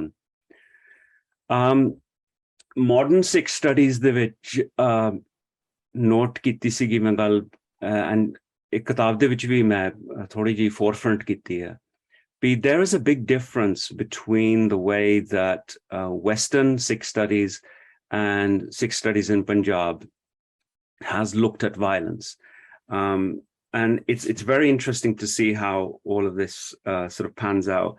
There is a difference between the two camps, and that difference is primarily that most of the scholars through the 20th century, to a large extent, have been what you might call panthak in their approach. Western scholars have taken what we might just regard as a scientific, social scientific, broadly liberal concept of violence. And this concept of violence, you can see in the work of stretching from MacLeod through all of these writers on violence. So Ghani Jafar wrote a book just prior to 84 in 1983 called The Sikh Volcano. This was before 84 happened. And then in 84, 85, Rajiv Kapoor comes out with a book called Sikh Separatism. And then a whole load of other scholars, many of these will be familiar to you. Inhone bhi kafi violence de leke. So modern Sikh studies actually uthya bhi tahi hai. It came to prominence largely violence karke. Violence ਇੱਕ ਤਰ੍ਹਾਂ ਦਾ ਸਪੈਕਟੀਕਲ ਸੀ ਤੇ scholarship ਦੇ ਵਿੱਚ ਇਹ ਕਾਫੀ ਕਹਿ ਲਓ ਵੀ note ਹੋ ਰਿਹਾ ਸੀਗਾ ਸੋ ਮੇਨ ਡਿਫਰੈਂਸ ਹੈਗਾ ਵੀ ਵੈਸਟਰਨ ਸਿੱਖ ਸਕਾਲਰਸ ਦੇ ਵਿੱਚ ਖੁੱਲ੍ਹ-ਮੁਖੁੱਲਾ liberal concept of violence use ਹੋ ਰਿਹਾ ਹੈ ਤੇ ਉਹਦੇ ਤੇ ਕੋਈ ਕੁਐਸਚਨ ਨਹੀਂ ਹੋ ਰਹੀ ਹੈ ਇਸ ਟਾਈਮ ਦੇ ਵਿੱਚ ਸਿੱਖ ਸਕਾਲਰਸ ਪੰਜਾਬ ਦੇ ਵਿੱਚ ਇਹਨਾਂ ਨੇ ਕਾਫੀ ਕੋਸ਼ਿਸ਼ ਕੀਤੀ ਹੈ ਇੱਕ ਇੰਪਲਿਸਿਟ ਸਿੱਖ ਕਨਸੈਪਟ ਆਫ ਵਾਇਲੈਂਸ ਨੂੰ more rakhan di par implicit reha and part of the reason is that both schools share a commonality and the commonality is the acceptance of historicism so historicism is not simply doing history or being a historian it is actually an ideology about the nature of time which came into being in the early 19th century, largely through the work of Hegel. Hegel was one of the key instigators of the blueprint for thinking. So, jada world da thought system hega hai, oh Hegel ne kafi kalopi odi blueprint ditta. The historicism of the basis hega hai. Historicism basically track kar reha human progress from early non-advanced societies, primitive societies to the most advanced, etc. And it's basically causing a hierarchy of cultures, of concepts, and creating a ground on which different concepts interact with each other. Oh, historicism, it's not the same as history. It's a conception of time. It's also a secular conception of time, which becomes accepted by everybody since we have to think in it. So ਜਦੋਂ ਅਸੀਂ public space ਦੇ ਵਿੱਚ ਕੰਮ ਕਰ ਰਹੇ ਹਾਂ, ਸਾਨੂੰ ਇਹ accept ਕਰਨਾ ਹੀ ਪੈਂਦਾ ਹੈ, ਠੀਕ ਹੈ ਨਾ? So ਕੋਈ ਵੀ ਏਦਾਂ ਨਹੀਂ ਕਹਿੰਦਾ ਵੀ ਮੈਂ ਹਿਸਟਰੀ ਦੇ ਨਾਲ ਲਿੰਕ ਨਹੀਂ ਹੈਗਾ ਜਾਂ ਮੈਂ ਹਿਸਟੋਰਿਸਿਜ਼ਮ ਚ ਨਹੀਂ ਹੈਗਾ। ਅਸੀਂ ਸਾਰੇ ਇਸੇ ਵਿੱਚ ਇੱਕ one way or another we're all sort of involved in that. Sorry, मैं थोड़ी ਅੱਗੇ ਲੈ ਜਾਵਾਂ. So the liberal concept of violence in Sikh studies, it goes something like this, and I'll just enlarge this. The basic thesis is that, and it shuru hunda John Malcolm their works to leke all the way through the works of Hugh MacLeod, and then you see it in Juergensmeyer as well. It's basically the liberal concept of violence. The concept was created in the 16th, 17th through the 18th centuries by the liberal state as it took power from the church. And the whole thing was about transferring power from the Christian churches to the secular liberal state and transferring the loyalty of the people. And what they had to show was that the church was violent and that the state was the arbiter of peace. And the state brings in law and legality, whereas the church had recourse mainly to the law of God, for example. So that's essentially what's happening. And the way that the liberal concept works in liberal concept of violence works in Sikh studies and in Sikhism is essentially the same. So we have this kind of thesis that there is a deviation from the philosophy of Guru Nanak to the philosophy of the Khalsa Panth. The two things are basically different. Now, Panthak philosophers ta koi bhi nahi accept karta hai, you know, sanu pata hai hai there's something else going on, kafi deep, yeah, and you have to look at the sources, etc. But this was the dominant narrative which became entrenched. And from the late 70s, especially in the 80s, this narrative fed into the work of think tanks. It also fed into the work of media very directly. And you can make those linkages if somebody does the work on media. So Richard Mann, for example, who's published in Sikh Formations, published a really good article to look at the way that the media has taken this image of violence and simply projected that. So there wasn't much pushback on this whole idea. We just kind of like lived with it. So the idea is that peace and the state, the position of the state is legal, and that violence not sanctioned by the state becomes illegitimate. And so you have this movement from religion to activism, from peace, religious peace to religious violence. And it's this historicist underpinning that's really, really problematic here. And that is essentially what I would call the dogmatic image of violence. And I'm following here the way that Gilles Deleuze has looked at the dogmatic image of thought. So the image of violence is always made through an image of thought. It's very, very important to kind of realize that. So just to summarize very quickly, the liberal image of violence works in two ways. On the one hand, it exerts legal sovereignty. The state, it rests on the state's monopoly of the use of force, which is very well known. What's much less known, and this is where my book is kind of trying to push on this issue, is that the state also works through epistemic sovereignty. And epistemic sovereignty is sovereignty over the knowledge system. So the knowledge system, as it's been created primarily in the West, through the Anglophone consciousness, exerts sovereignty of a slightly different nature. And it's more powerful and it has much wider impact, but it exerts a different type of violence. It's called epistemic violence, if you like, on other cultures. So, you know, other cultures through colonialism have had to kind of accept this, firstly by being ruled, and then by setting up governments that replicate both of these structures, legal sovereignty and epistemic sovereignty. And all of the epistemic sovereignty, at the heart of it is the idea that the nature of violence is observable, empirical violence is the only recognizable violence. There is no other violence. And it's the kind of violence which the state can have complete hold and power and monopoly over. Now, what people don't realize is that that is also tied to the concept of religion. And the state not only invented this concept of violence, it also invented this notion of religion, right? ਇਹ ਸਭ ਤੋਂ important issue ਹੈਗਾ ਵੀ ਅਸੀਂ religion ਨੂੰ ਸੋਚਦੇ ਹਾਂ ਵੀ Sikhism, Hinduism, etc. As religion, but no, the Western state, the Western liberal state created this notion of religion. ਤੁਸੀਂ literature ਪੜ੍ਹੋ ਇਹਦੇ ਤੇ ਇਹ ਤਾਂ ਕਾਫੀ wide ranging literature ਹੈਗਾ, almost ਇੱਕ industry ਬਣ ਚੁੱਕੀ ਹੈ, telling us how the concept of religion was made, and this affects everything, to the way different cultures are treated, to the way violence is understood, etc.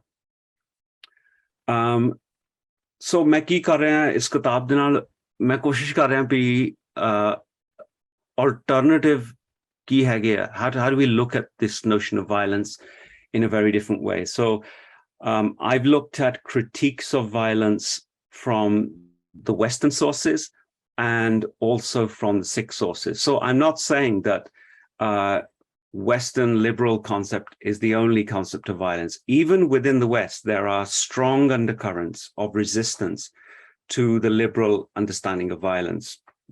And I tried to tap into those. These are what I would call critiques of conventional violence, which result in something called non-violent violence.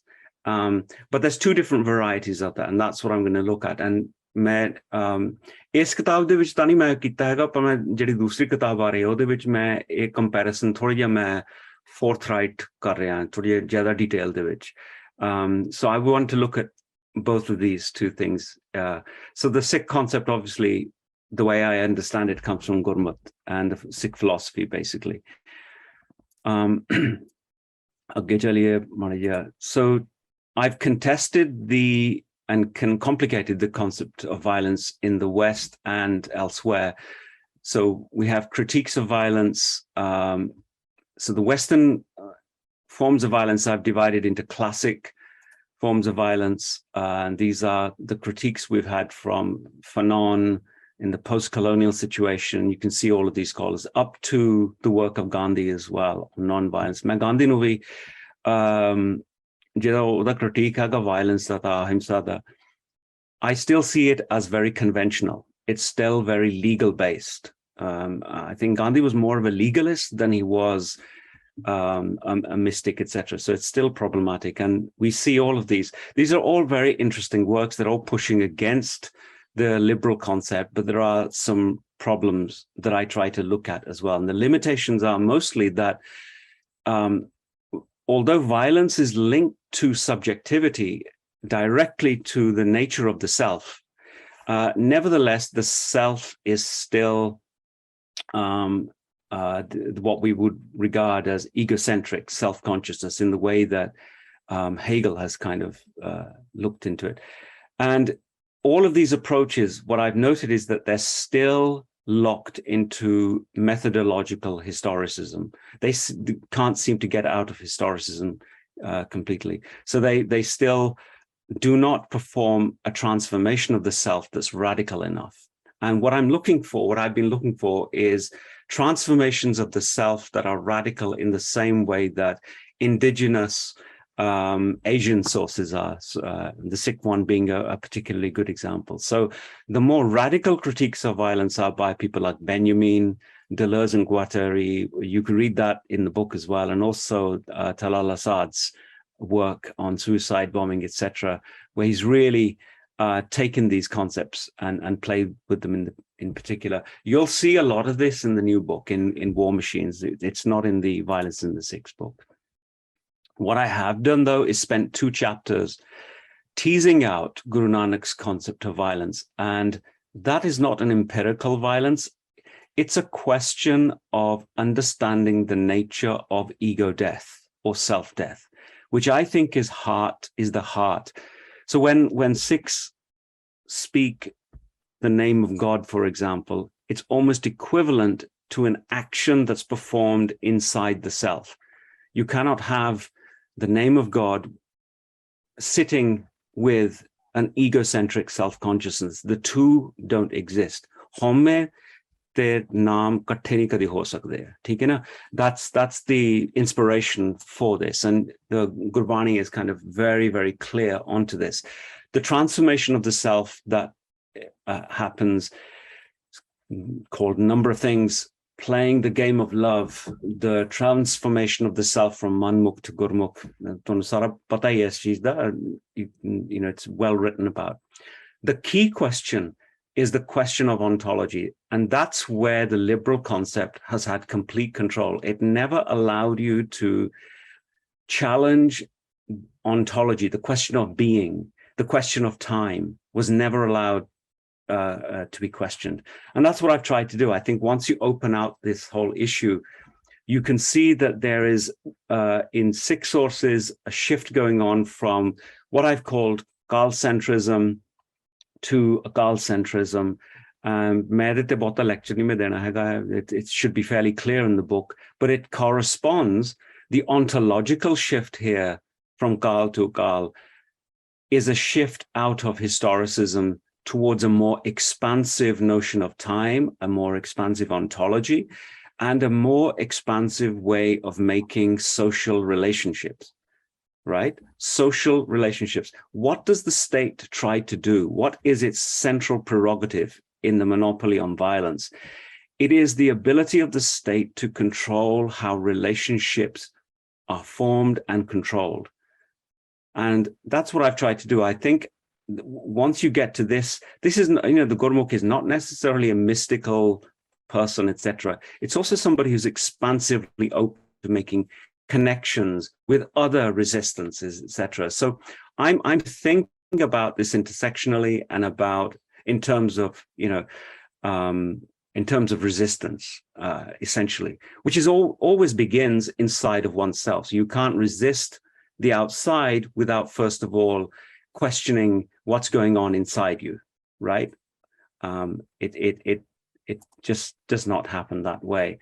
And again, I in the book I've looked at where that transformation, the transformation of the psychic structure happens.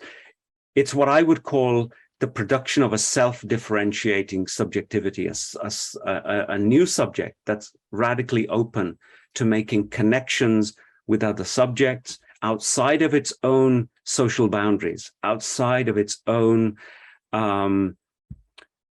ethnic boundaries, outside of its own religious boundaries. So, you know, this is something that Punjabis should understand intuitively. Why has there long been a connection and a kind of translation between Islamic, between you know, Sufi thought, between Hindu thought, between Buddhist thought, etc., and between Sikh thought? It's because you know, because of this central agreement that transformation happens in the heart of the human ego, and that needs to be transformed. And that is the basis of any spirituality. And that's also the basis of any resistance movement as well, or any ethical resistance movement. And true ethics really begins with that. So what I'm trying to get at is a form of interiority that is completely exterior to the state form, which the state form cannot control.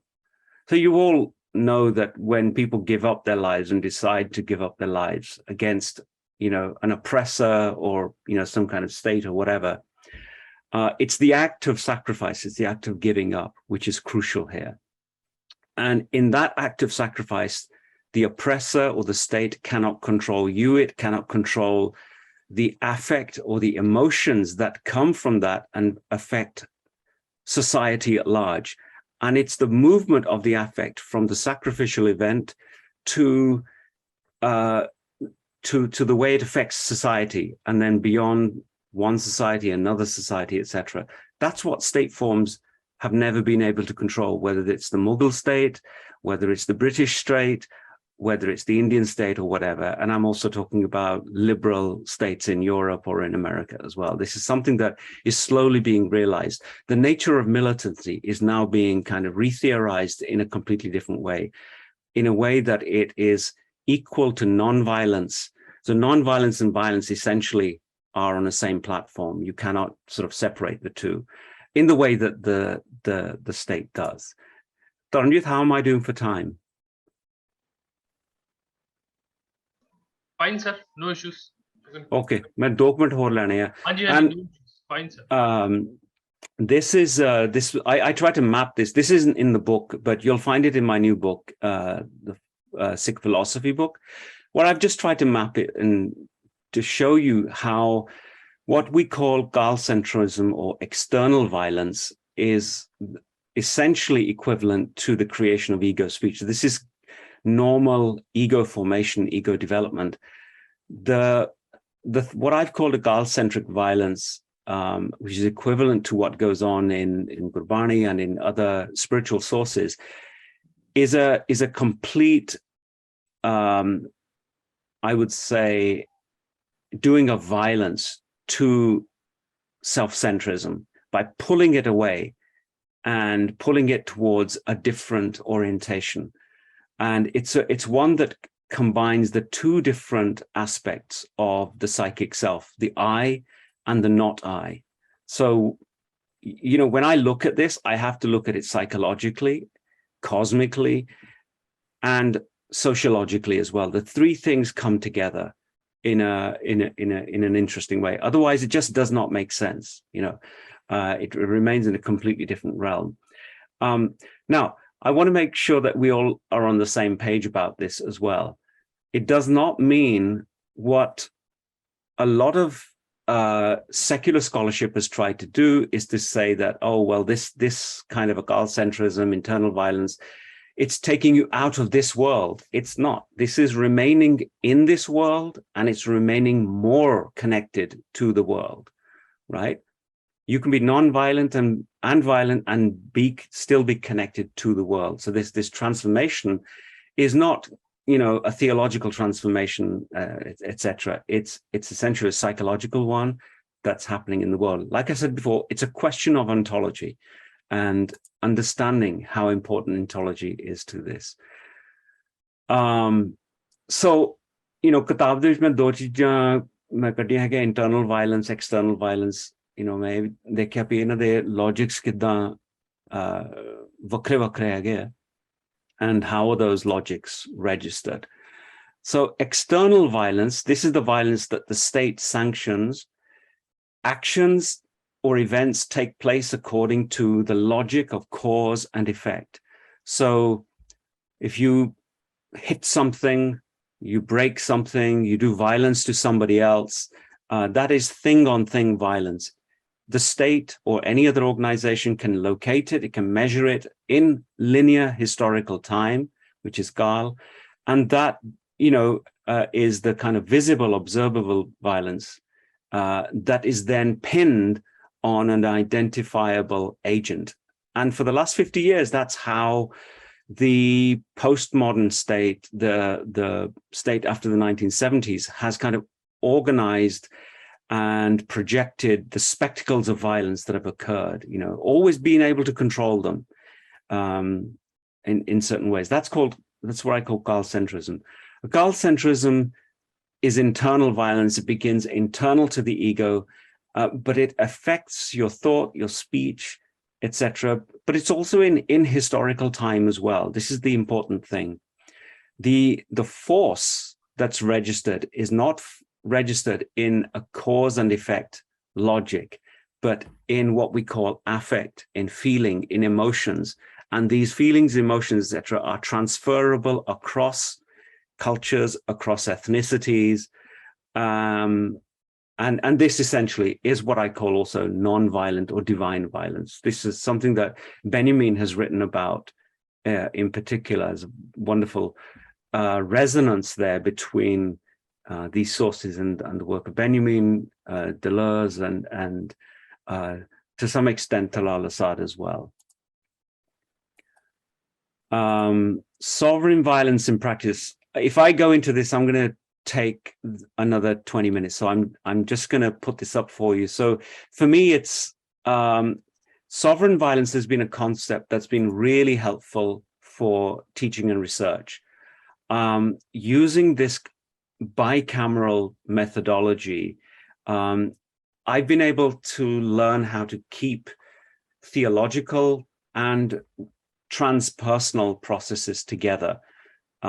It's a matter of changing the logic and the ontology as well, and to see how they kind of fit together. What the state does is completely, or the liberal state does is make a sharp distinction between these. And we have to learn how to kind of bring them together to really tease this whole thing out.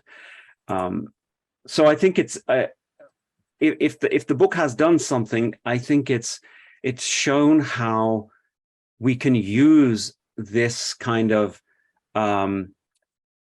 anti-logic, if you say, resistive logic, and apply it to the reading of history.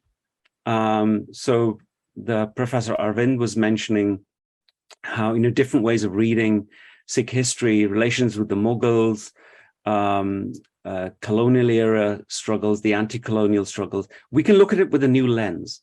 We don't have to just catalog everything in, linear history, etc. It can be done in a very nuanced way. And what emerges is a kind of ethic here that is not visible elsewhere. We can look at the way that the state has co-opted the Sikh notion of martiality, for example.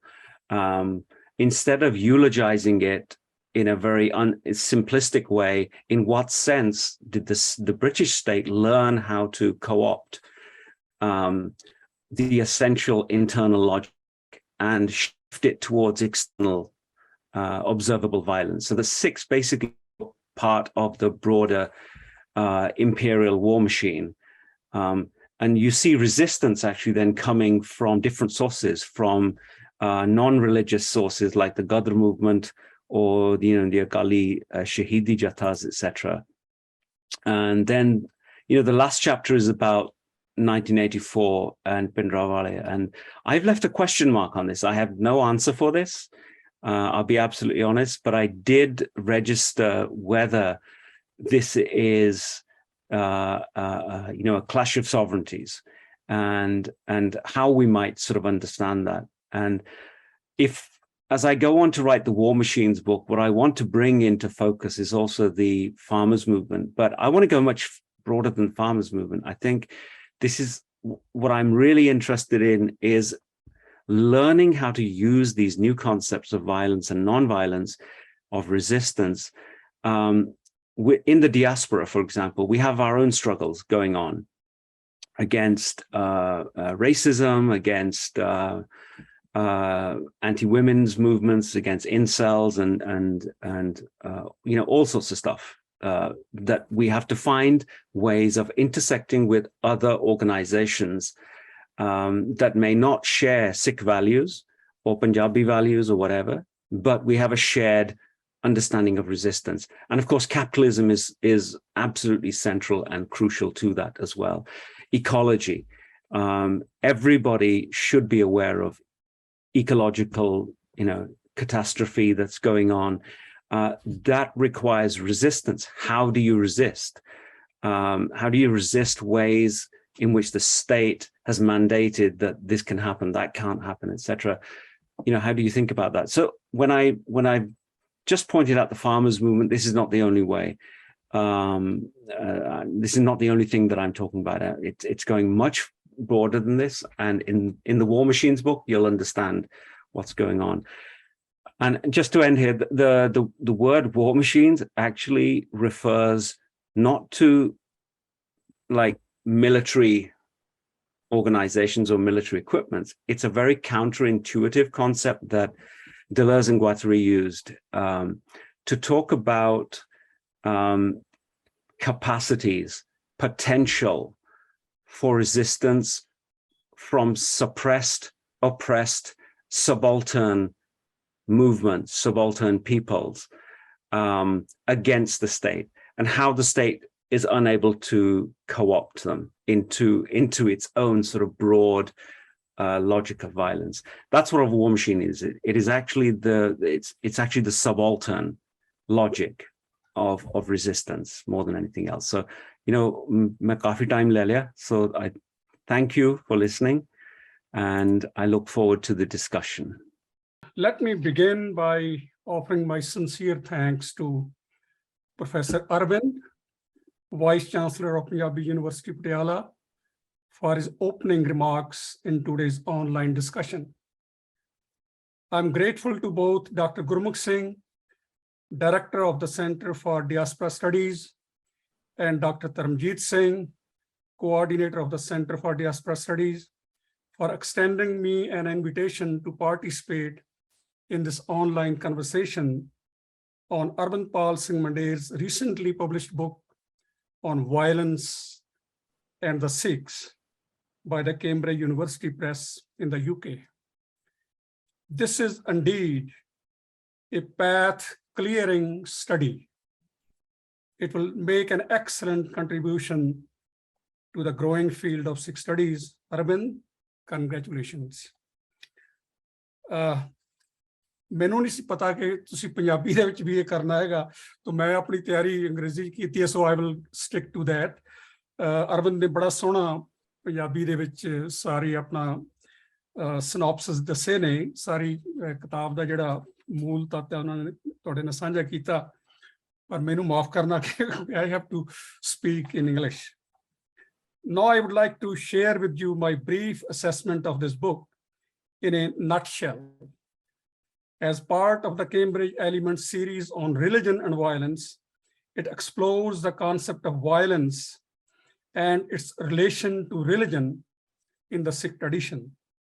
The central idea of this book rests on author's understanding of Guru Nanak's struggle with ego, home, as constitutive of a non-violent battle within the self, which he terms a sovereign violence. This is a process focused on self-surrender, signifying the loss of ego, a loss which is necessary to bring the self into harmony with the divine imperative, hukam, divine will, order, or command. Sovereign violence is a non-violent violence associated with Guru Nanak's actions, speech, and thought, and becomes the measure for transmitting authority of Shabad Guru, incorporeal word that kills the ego. In actual practice, the divine word is the sword that annihilates the ego and gives birth to the unspoken word, Anhad Shabad, which corresponds to the transformed speech, thought, actions of the spiritual warrior, Gurmukh. Basically, it is a struggle of the self against itself. This internal transforming of the self becomes the touchstone by which any external violence is measured.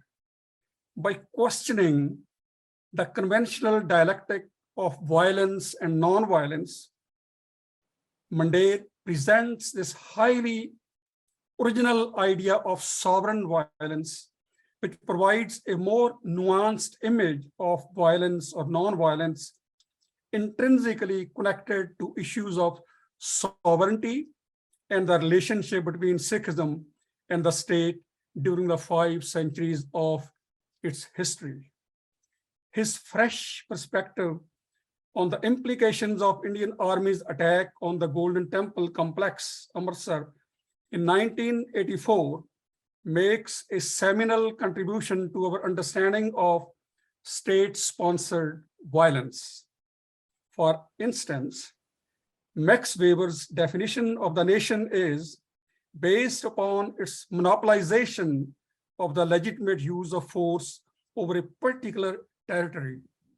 In this context, Arvind contends that state form assumes monopoly not only over physical violence, but over the meaning of violence as such.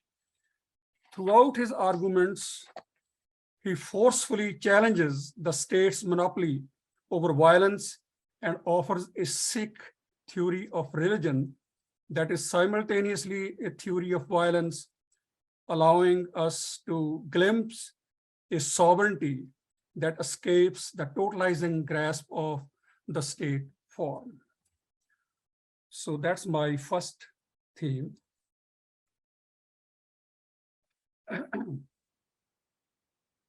The second major theme that emerges in the book relates to the refutation of the popular pacifist versus militant hypothesis, which originated in the late 18th century in the writings of Major James Brown, who suggested that Guru Gobind Singh's militancy presented a contrast to the pacifism of Guru Nanak.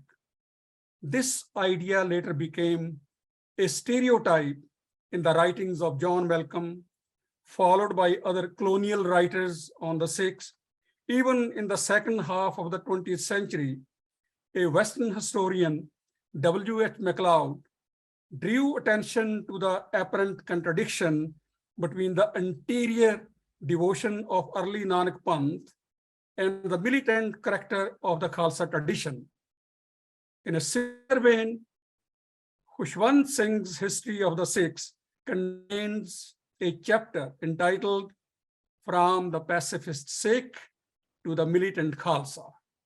Both Sikh and non-Sikh scholars followed the Orientalist paradigm by ignoring contextual depth and misrepresenting the process of evolution by focusing too much on the apparent contradiction between religion and politics in the Sikh tradition. The present book under discussion offers a counter perspective to the framework of early pacifism versus later militancy discourse. Through the decolonizing process, the author skillfully contests the reductionist approach that defines the Sikh culture simply as a religion of interior devotion, limited essentially to the private sphere, without considering its relevance in political, economic, and social arenas of public sphere. So basically, Arvind ne ਤੁਹਾਡੇ ਨਾਲ ਸਾਂਝਾ ਕੀਤਾ ਕਿਸ ਤਰ੍ਹਾਂ 18th century ਦੇ ਵਿੱਚ enlightenment, European enlightenment ਦੇ ਪ੍ਰਭਾਵ ਦੇ ਥੱਲੇ ਕਿਸ ਤਰ੍ਹਾਂ church ਤੇ state ਨੂੰ separate ਕੀਤਾ ਗਿਆ, and then the notion of religion became dominant in Western writings, and that was imposed on the Sikh writings as well. The third most significant theme in the book relates to different orders of time. The author maintains that there are two entirely real, but ultimately incompatible modes of time. Kal, signifying linear time underpinning historicism, or you can call it historical time or anthropological time, versus Akal, signifying non-linear time of life, which in turn translates into two different ways of understanding the reality of an event.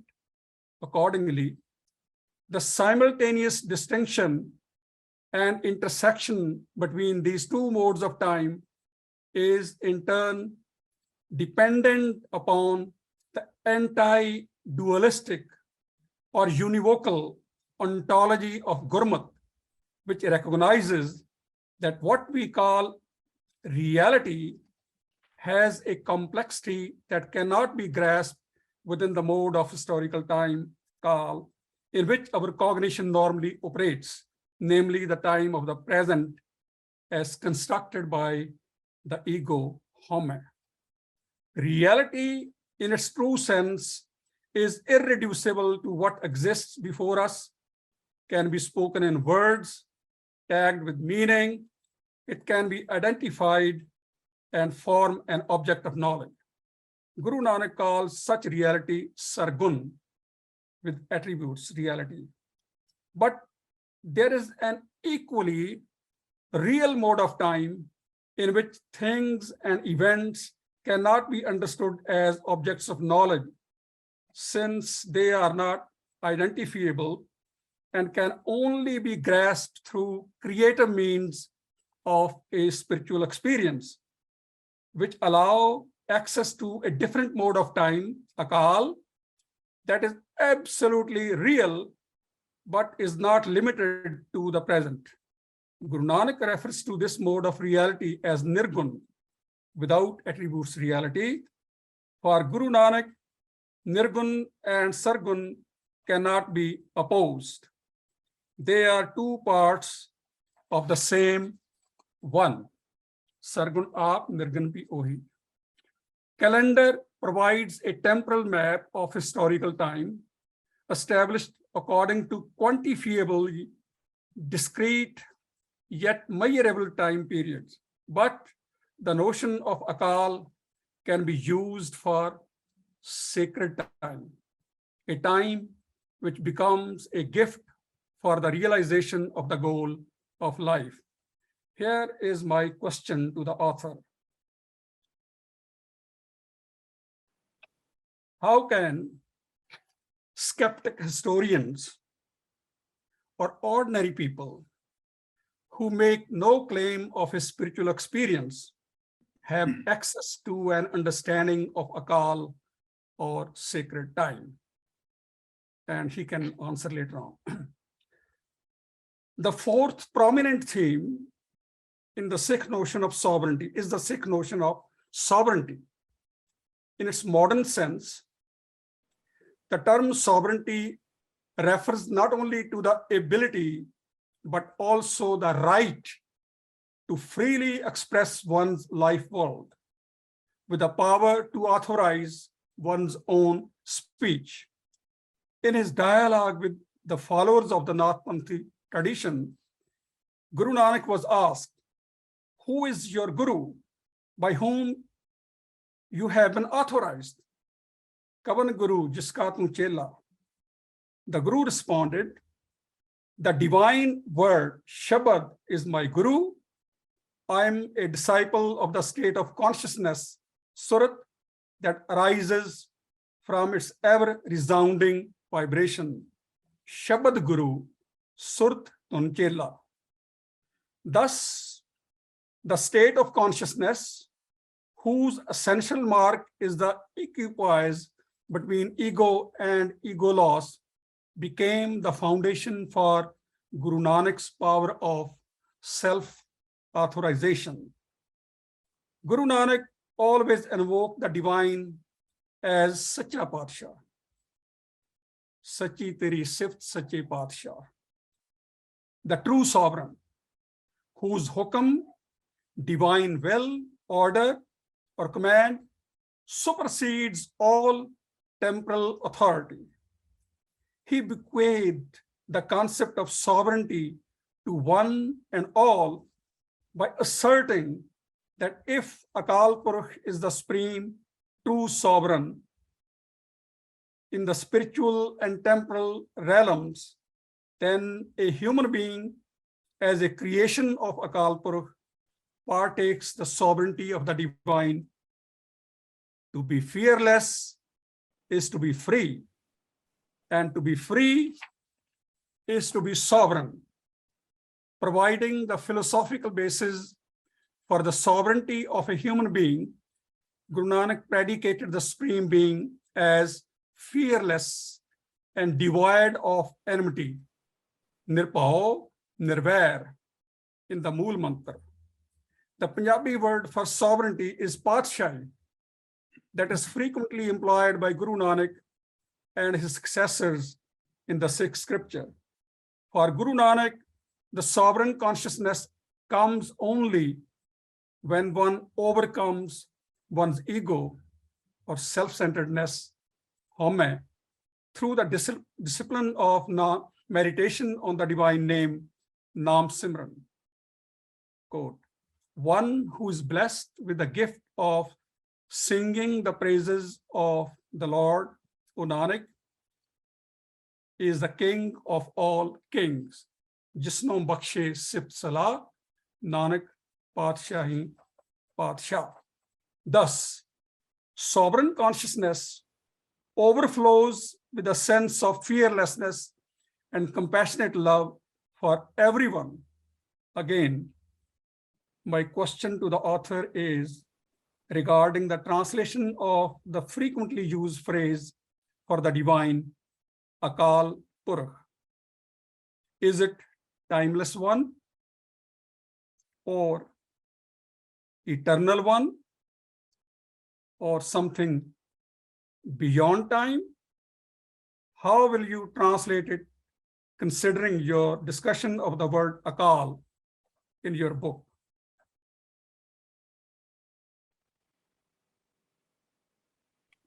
The fifth and the final theme on which I want to conclude my response relates to the highly insightful discussion of Hukum versus Hukumat.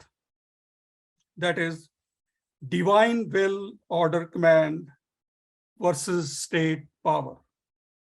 Sovereign violence is absolutely excessive in the sense that Hukum infinitely exceeds Hukumat and cannot be captured or contained by state power.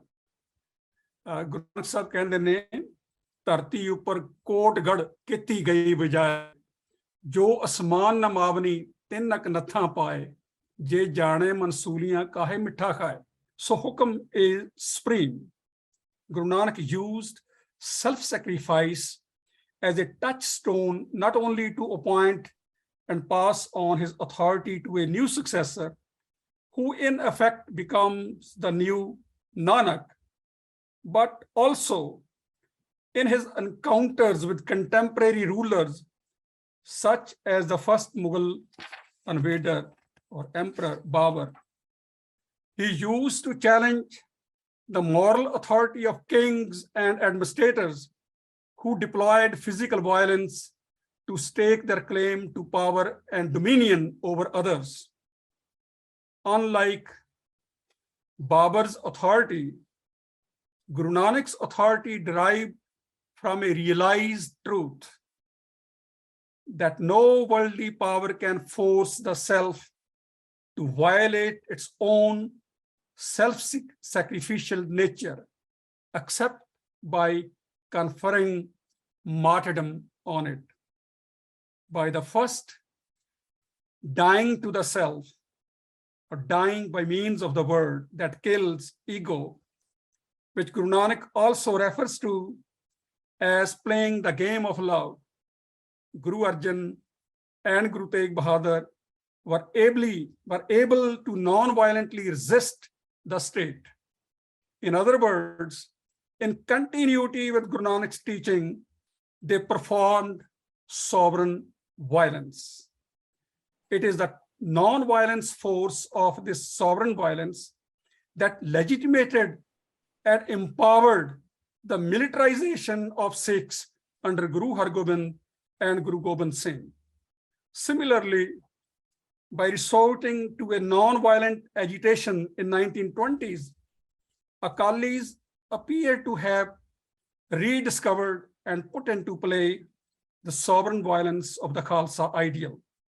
Their practice of sending Shahidi Jathas to court, arrest, and elicit a violent response from the British by the British was done in the spirit of both Guru Arjan and Guru Tegh Bahadur's martyrdoms and Khalsa militancy by offering no physical violence against the British, even though all their jathas marched fully armed with kripans or similar weapons. In contradistinction from Gandhi's legalistic definition of non-violence, the Akalis derived their practice from Guru Nanak's sovereign violence, incarnate in the Khalsa body, according to which violence is not opposed to non-violence, but intrinsically connected to it. About the 1984 event, the author puts the question mark on the issue of clash of sovereignties. For Bhindranwale's last stand against the Indian army forced the state into an autoimmune reaction against its own citizens, against an entire community, and against a sovereign institution of the Akal Takht, which the state's secular constitution is supposed to protect. I will stop here, but I will be asking final question from our esteemed author. The question is, if you can open your book on page 34.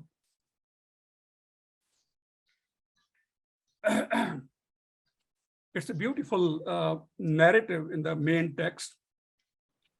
You are talking self-differentiation is a fundamental violence, best described as a violence directed towards the ego's desire to be sovereign. It is an absolutely interior violence enacted on one's own self, which then becomes the measure by which all external or physical violence between people must be understood. And you are talking about Guru Nanak's mystical experience, and the whole narrative in the main text is talking about Guru Nanak's ideas of sovereign violence. But then you quote, those who battle with their own mind are true heroes. Curbing the mind by the Guru's grace, they conquer the world. And this is a reference by Guru Amardas, Mela Tija, Jojan Lujay Manasyon Se Sure Pradhana. Then you omit some lines, and then Jinni Guru Prasadi Man Jitya Jagatane Jatana. Doctrinally, you know, you're absolutely right. It fits well in your narrative. But historically, you know, when you come from Guru Nanak to Guru Amardas time period, the audience has changed, the time period has changed. It's a different world. When you are discussing Guru Nanak's sovereign violence, because I'm a textual scholar, you know, I take very keen interest in scriptural passages that scholars normally cite.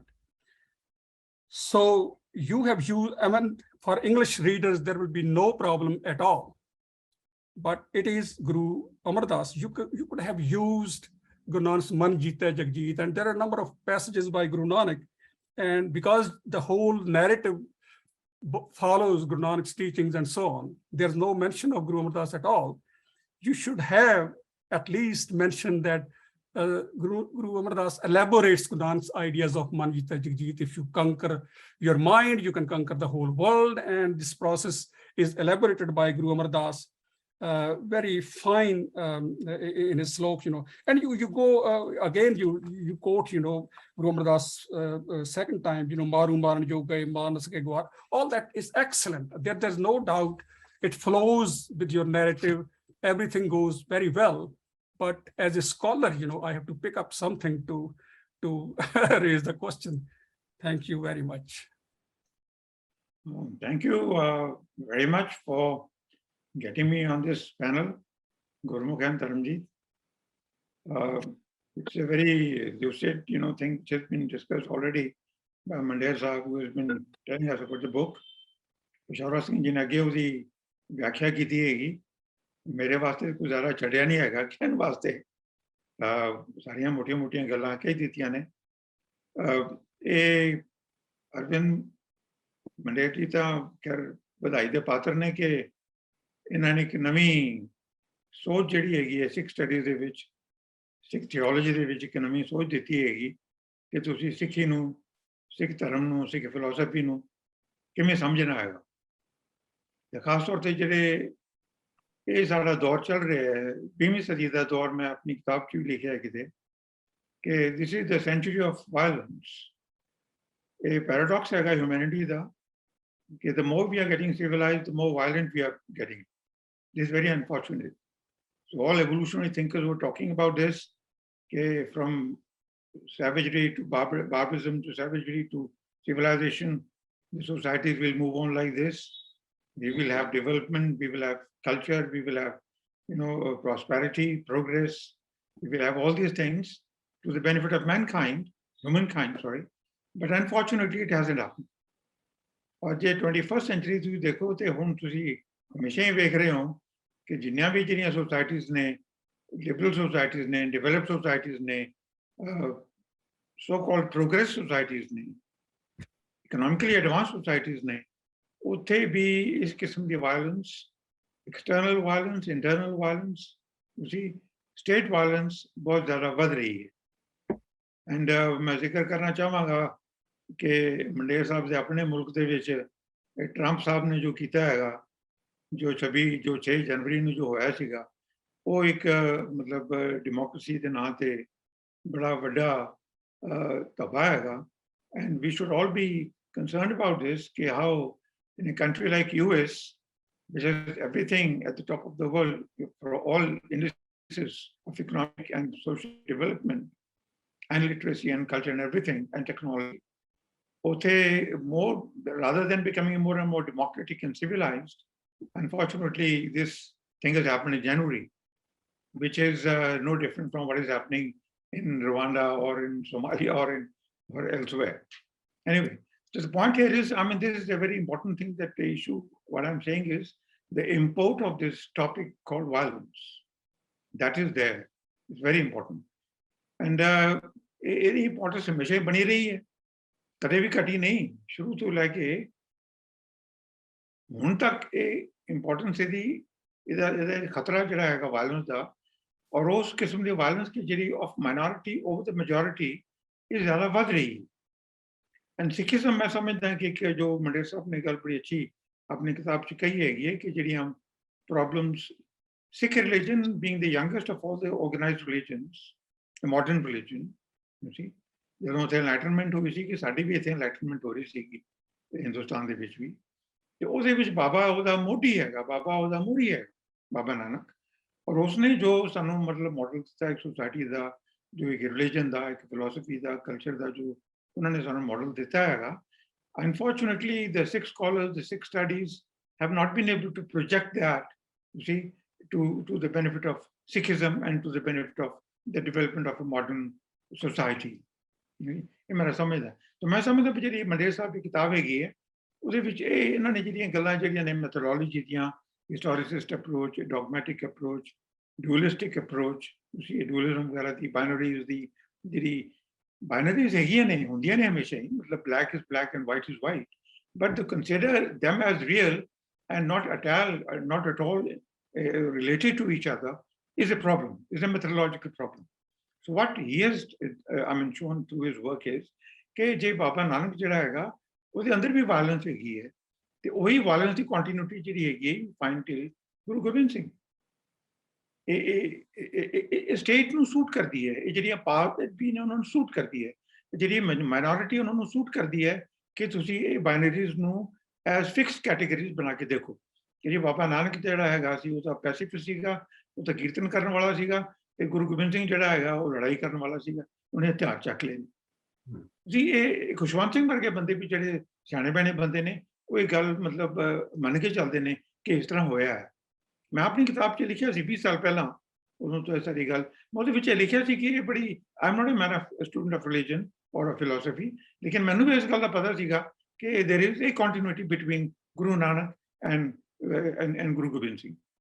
To see them as two poles, as poles apart, and as two different entities altogether is wrong.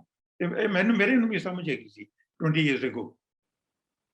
Now the point is कि लेकिन ਜਿਹੜੀ ਮੰਡੇਰ ਸਾਹਿਬ ਦੀ ਜਿਹੜੀ ਵਿੱਚ ਵਿਲੱਖਣਤਾ ਹੈਗੀ ਹੈ ਜਿਹੜੀ peculiarity ਹੈਗੀ ਹੈ ਜਿਹੜੀ ਸਪੈਸ਼ਲ ਚੀਜ਼ ਇਹਨਾਂ ਨੇ ਕੀਤੀ ਹੈਗੀ ਉਹ ਇਹ ਹੈਗੀ and for the first time probably कि there is a violence in Guru Nanak and that violence is continuing not only up to Guru Gobind Singh, but even up to 1984. And I would rather further like to, explicate what Guru Nanak said, what Baba Nanak said. All other Nanaks and even Sikhs afterwards, they have been putting those words into practice. It was a theory. It was his theory. He was giving a theory. And that is why we can say that he was doing a kind of there is an epistemic violence in his Bani, in his writings. See, he's challenging the state. He's defying the state. He's challenging the state. I mean, Raja Shi Makadam Kutte. I mean, he's categorizing the state like that. You see, the state had always been doing violence on the minorities, on the people.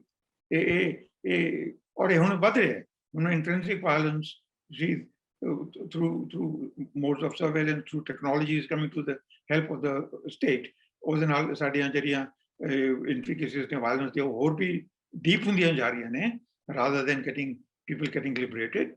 We talk about Sikhism, we talk about Sikh religion and Sikh philosophy, and tell the world that here is a model for a different kind of a society. Guru Nanak had internal violence, Guru Gobind Singh had internal violence, and Bhindranwale also had internal violence. But there's also a difference. See, I would like to see, for example, Baba Nanak, and one can, as it has been shown in the book, okay, there is one Baba Nanak, and then there's continuity in the creation of the Khalsa, and then a Kali Jatha Morja, and 1984, namely Bhindranwale. You see, they all had intrinsic violence, and they became the martyrs. Interesting cheez I think probably, and now I can understand, was what Arvind was saying, that because of the paucity of the, the word limit of this element, by Cambridge Press, he might not have been able to say these things in detail.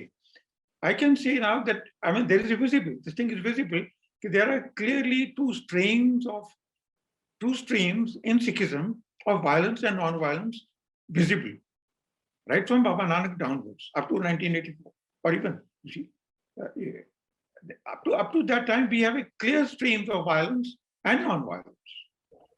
So what Arvind is saying is that theory of Sikh religion is also the theory of violence.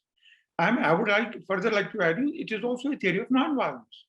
I would like to further argue that it is also a theory of social change. It is a theory of social change as well. See, so we have a vision for, Baba Nanak had a vision for a good society, a modern society, a good society, a peaceable society where all will live amicably without oppressing, exploiting each other, one another. We had a model of this, but we were never able to put forward this thing to the people at large, to the world at large, because this is the model that he had with him. So what I was saying is that we have two clear streams. If Baba Nanak and is seen along with Khalsa, creation of the Khalsa, and with the Morchas, Akali Morchas, and with Bhindranwale. There is also a difference between the two. On the other hand, we can have a tradition from Guru Arjan, Guru Tegh Bahadur. Then, we have Pai Dayalaji, Pai Satidas, Matidas, and right up to Akali Morchas and right up to Darshan Singh Perumal. This is a tradition. This is one tradition. I would say, I'm saying that we can have these two parallels in Sikh theory and Sikh history and religion going together. That we have Baba Nanak, who is the founder of this, who is the founder of both. He is the founder of one who is also doing internal violence and who are also doing external violence. What you find in Khalsa and what you find in Guru Gobind Singh and in Bhindranwale is that they not only do internal violence, मैं गल कह रहा सीगा कि जरा ये देखना हैगा through internal violence connection between Baba Nanak and Guru Gobind Singh and later on ये मंडेर साहब का पहला उपराला हैगा शायद नवा उपराला हैगा ठीक हैगा ये गल वाजिब हैगी लेकिन मैं वेखना कि दो धिरां बाबे नानक तो दो धिरां वखरियां निकलदियां ने एक बाबे नानक तो ये धिर निकल रही है जिहड़ी कि इन्होंने किताब च अपनी डिस्कस कीती हैगी कि उथों पंज प्यारे बनने खालसा दे साजना और फिर मोर्चे अकालियां दे ते फिर भिंडरां वाले दा 84 दा एक ही स्ट्रीम हैगी। मैं समझदा कि बाबे नानक तो दूसरी स्ट्रीम भी निकलदी एक नॉन वायलेंस दी जिहदे विच Guru Arjan Dev, Guru Tegh Bahadur and down up to दर्शन सिंह पेरुमान आउंदे ने, क्योंकि असीं दो किस्म दी वायलेंस दी गल कर रहे ने मंडेर साहब, internal violence and external violence. And I would further add कि भी जिहड़ी एक्सटर्नल वायलेंस हैगी है वो फिर दो किस्म दी हैगी है। एक तो हैगी है कि you are bearing external violence on yourself, on your body, and another one is that you are hitting the other person with violence, you see. So जो बाबा नानक जिस दी गल कर रहे हैं कि बाबा नानक दे विच सिर्फ इंटरनल वायलेंस हैगी है, एक्सटर्नल वायलेंस नहीं हैगी। If I could get Arvind ji correctly कि बाबा नानक दे विच इंटरनल वायलेंस हैगी है, एक्सटर्नल वायलेंस उन्होंने एक्सपीरियंस फॉर अ मोमेंट की थी when he was put in the prison, लेकिन उथे भी फिर वो with honor, with celebration, with regard, he was released from there। ते उन्हां दे नाल बाकी prisoner भी रिलीज किए गए कि बाबर ने बल्कि उन्हां तो आशीर्वाद लिया कि जी मैनूं आशीर्वाद दिओ कि साडा राजपाट सारा ठीक ठाक चले, and he gave him the blessings, you see। So बाबे नानक ने जिहड़ी इंटरनल वायलेंस एक्सपीरियंस की है लेकिन एक्सटर्नल वायलेंस नहीं की। लेकिन जेडे दूसरे जेडे साडे लाइन च ने बंदे खालसा और Guru Gobind Singh and later on Bhindranwale, इन्हां ने इंटरनल वायलेंस तो की अपने ते, इन्हां ने एक्सटर्नल वायलेंस बेयर भी की ते उन्होंने जवाब भी दिता है। ये जरा जवाब हैगा जरा सानू अर्जन देव तो लैके बाबा दर्शन सिंह पेरुमान तक नहीं मिलता। See, so there's a difference. There's a difference between the two streams altogether, and that's what I'm saying.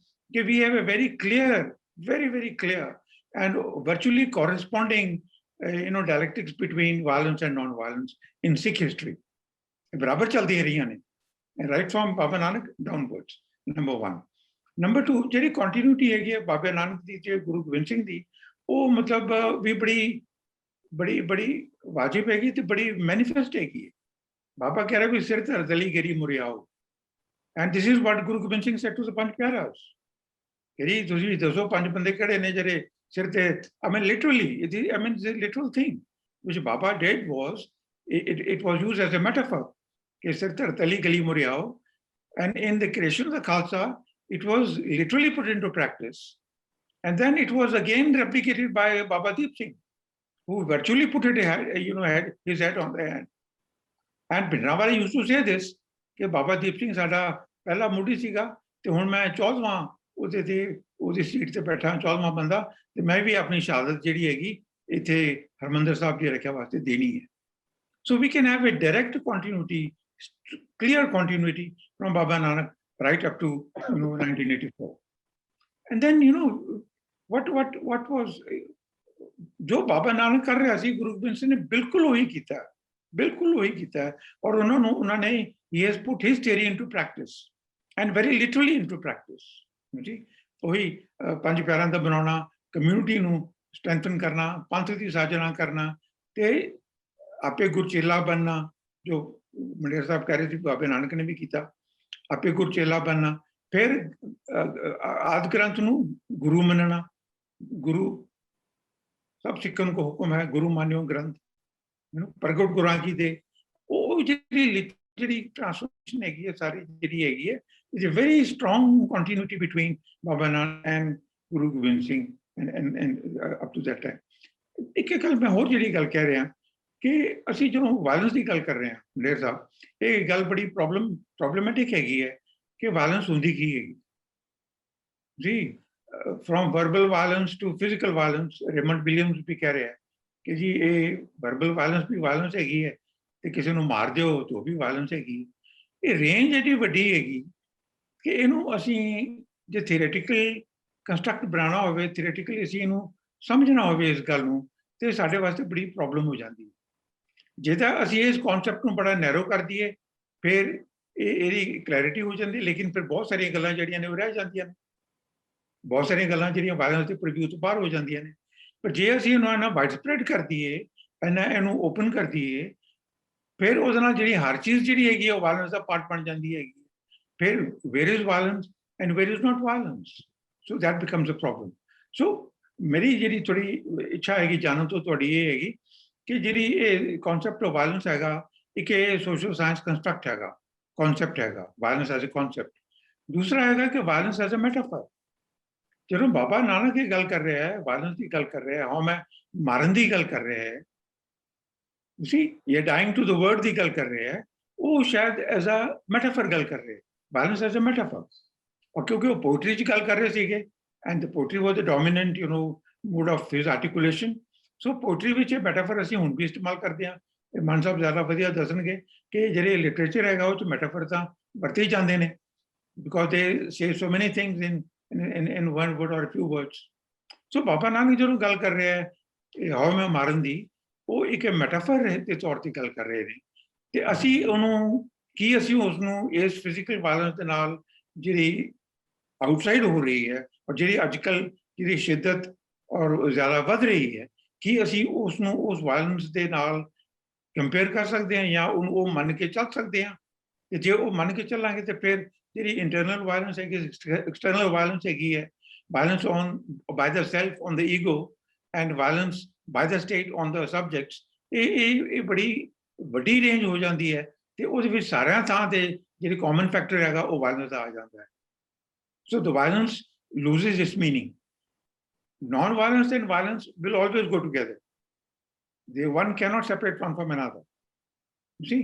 क्योंकि जिथे जिवें ਅਸੀਂ ਕਿਹਾ ਵੀ ਹੈਗਾ ਅਰਵਿੰਦ ਹੋਰਾਂ ਨੇ ਵੀ ਗੱਲ ਦੱਸੀ ਹੈ ਬਾਰ-ਬਾਰ ਕਿ ਜਦੋਂ ਬੰਦਾ ਵਾਇਲੈਂਸ ਕਿਸੇ ਤੇ ਨਹੀਂ ਕਰੇਗਾ ਤਾਂ ਉਹ ਆਪਣੇ ਤੇ ਵਾਇਲੈਂਸ ਕਰ ਰਿਹਾ ਹੈ ਜੇ ਕਿਸੇ ਨੂੰ ਜੇ ਸਟੇਟ ਦੀ ਵਾਇਲੈਂਸ ਹੈ ਇੰਡੀਵਿਜੂਅਲ ਦੀ ਵਾਇਲੈਂਸ ਹੈ ਕਿਸੇ ਦੀ ਉਹ ਆਪਣੇ ਤੇ ਟੋਲਰੇਟ ਕਰੇਗਾ ਜਿਹੜਾ ਵਾਇਲੈਂਸ ਆਪਣੇ ਤੇ ਟੋਲਰੇਟ ਕਰ ਰਿਹਾ ਹੈ ਉਹ ਨਾਨ ਵਾਇਲੈਂਟ ਅਦਰ ਵਾਸਤੇ ਹੈਗਾ ਆਪਣੇ ਵਾਸਤੇ ਨਹੀਂ ਹੈਗਾ ਜੀ ਸੋ this is the paradoxical situation which is always confounded which is going together so one who is non violent or the other one is doing violence on himself or herself you see so violence and non violence cannot be separated Gandhi is often talked about ਇੱਥੇ ਵੀ ਜ਼ਿਕਰ ਗਾਂਧੀ ਦਾ ਕਈ ਵਾਰ ਹੋਇਆ ਲੇਕਿਨ ਜਿਹੜੀ ਸੇਠੀ ਨੇ 42 के situations ਇਹ ਜਿਹੀਆਂ ਨੇ ਜਿਹੜੀਆਂ ਐਕਸੈਪਸ਼ਨਸ ਨੇ ਜਿੱਥੇ ਗਾਂਧੀ ਕਹਿੰਦਾ ਹੈ ਕਿ ਵਾਇਲੈਂਸ ਨੂੰ ਲੈਜੀਟੀਮੇਟ ਮੰਨਦਾ ਹੈਗਾ 42 ਐਕਸੈਪਸ਼ਨਸ ਆਈ ਮੀਨ ਐਕਸੈਪਸ਼ਨ ਇੱਕ ਦੋ ਹੋਵੇ ਤਾਂ ਠੀਕ ਹੈਗੀ ਲੇਕਿਨ ਹੀ ਇਜ਼ ਕਾਊਂਟਿੰਗ ਜਿਹੜੀ ਸੇਠੀ ਇਜ਼ ਕਾਊਂਟਿੰਗ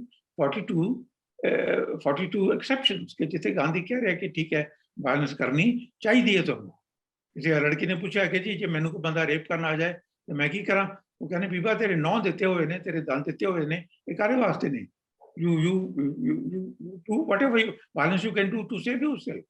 So ਜਿੱਥੇ ਤੁਹਾਡੀ honor ਦੀ ਤੁਹਾਡੀ ego ਦੀ ਬਚਾਉਣ ਦੀ ਗੱਲ ਆ ਜਾਂਦੀ ਹੈ self respect ਦੀ ਗੱਲ ਆ ਜਾਂਦੀ ਹੈ ਉੱਥੇ Gandhi is also allowing sanction.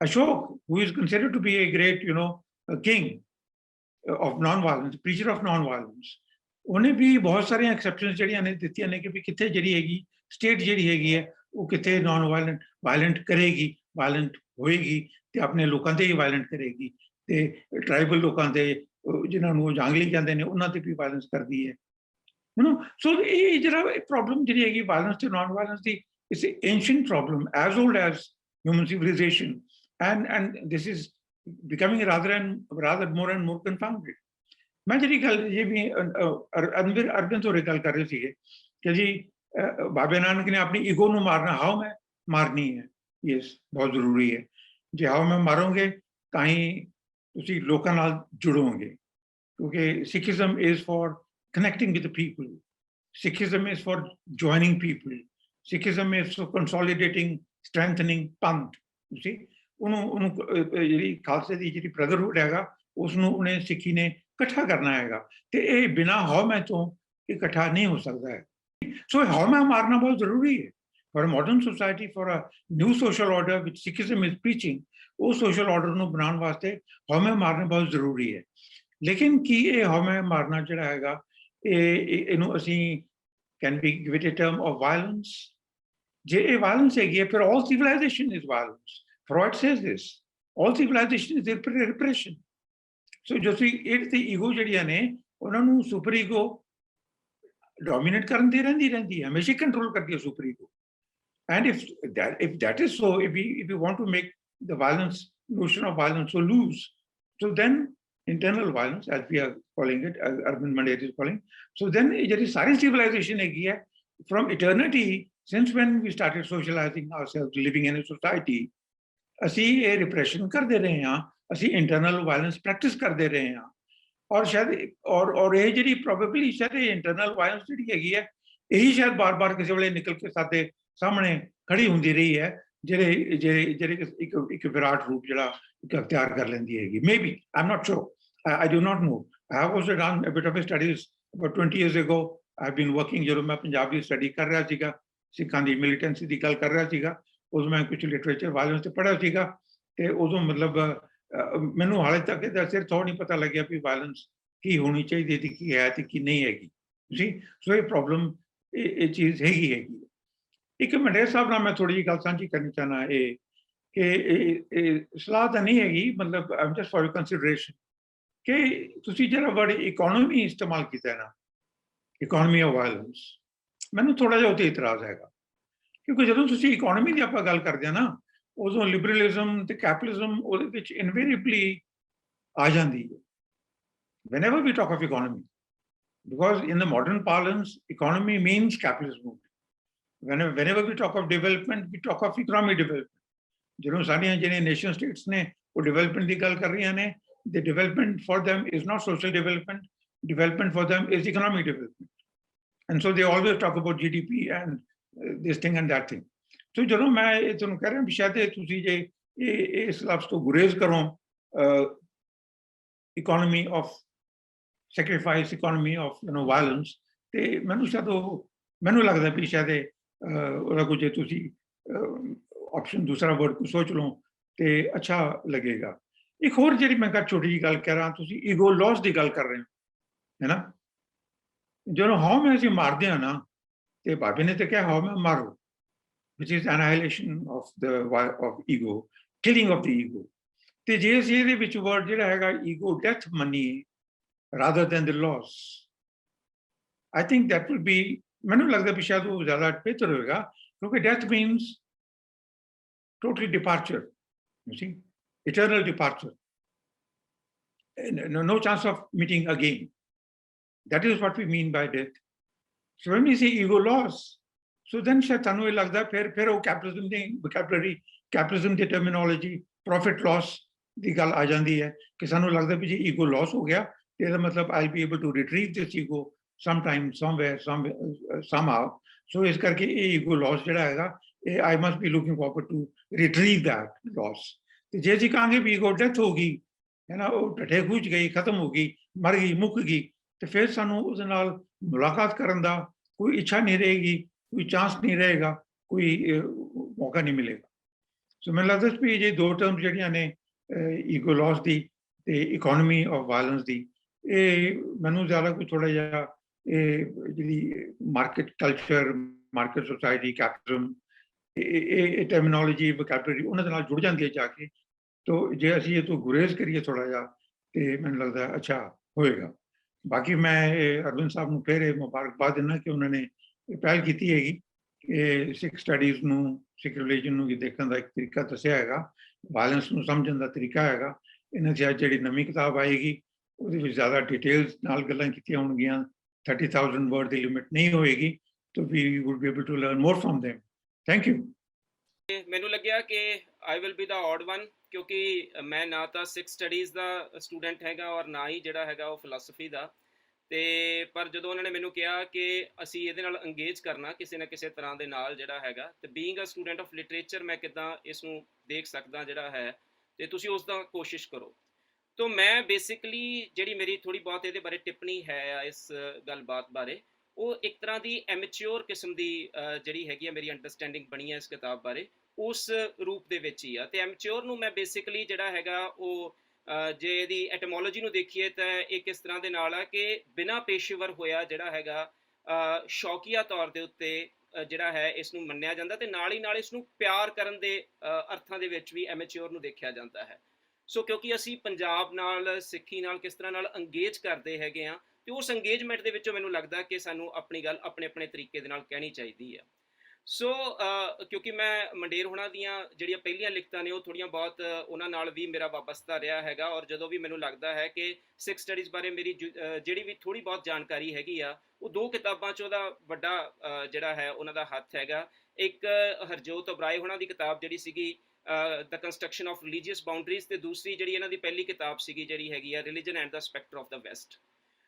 ਤੇ ਇਸ ਕਿਤਾਬ ਦੇ ਵਿੱਚ ਵੀ ਜਿਹੜੀ ਵਾਇਲੈਂਸ ਐਂਡ ਦਾ ਸਿਕਸ ਹੈਗਾ, ਉਹ ਜਿਹੜੀਆਂ ਬਾਈਨਰੀਜ਼ ਆਪੋਜੀਸ਼ਨਸ ਨੇ ਵਾਇਲੈਂਸ ਤੇ ਨਾਨ ਵਾਇਲੈਂਸ ਦੀਆਂ, ਉਹ ਤੋਂ ਬਾਹਰ ਜਾ ਕੇ ਉਹਨਾਂ ਨੇ ਚੀਜ਼ਾਂ ਨੂੰ ਜਿੱਦਾਂ ਦਿਖਾਉਣ ਦੀ ਸਾਨੂੰ ਕੋਸ਼ਿਸ਼ ਕੀਤੀ ਆ, ਉਹਦੇ ਨਾਲ ਮੈਂ ਜਿਹੜੀ ਇੰਗੇਜ ਕਰਨ ਦੀ ਕੋਸ਼ਿਸ਼ ਕਰ ਰਿਹਾ, ਉਹ ਇਸ ਗੱਲ ਦੇ ਵਿੱਚ ਮੈਨੂੰ ਲੱਗਦਾ ਹੈਗਾ ਕਿ ਮੈਂ ਇਹ ਸਾਰੇ ਦੇ ਸਾਰੀ ਜਿਹੜੀ ਇਹਦੇ ਕੰਟੈਂਟ ਬਾਰੇ ਗੱਲਬਾਤ ਹੈਗੀ, ਉਹ ਕਾਫੀ ਹੱਦ ਤੱਕ ਪ੍ਰੋਫੈਸਰ ਪਸ਼ੌਰਾ ਸਿੰਘ ਉਹਨਾਂ ਨੇ ਕਰ ਦਿੱਤੀ ਆ।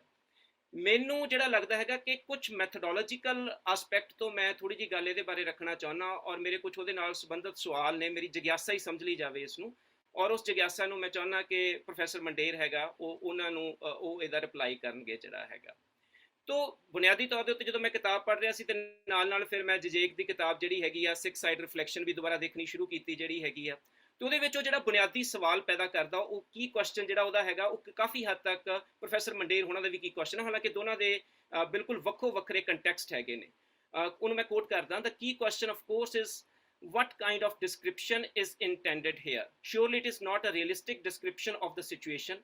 This is not a description which locates its content in a historical space and time, but a description which creates as the background of the phenomena it describes a virtual space of its own, so that what appears in it is not an appearance sustained by the depth of reality behind it, but a decontextualized appearance, an appearance which fully coincides with real being.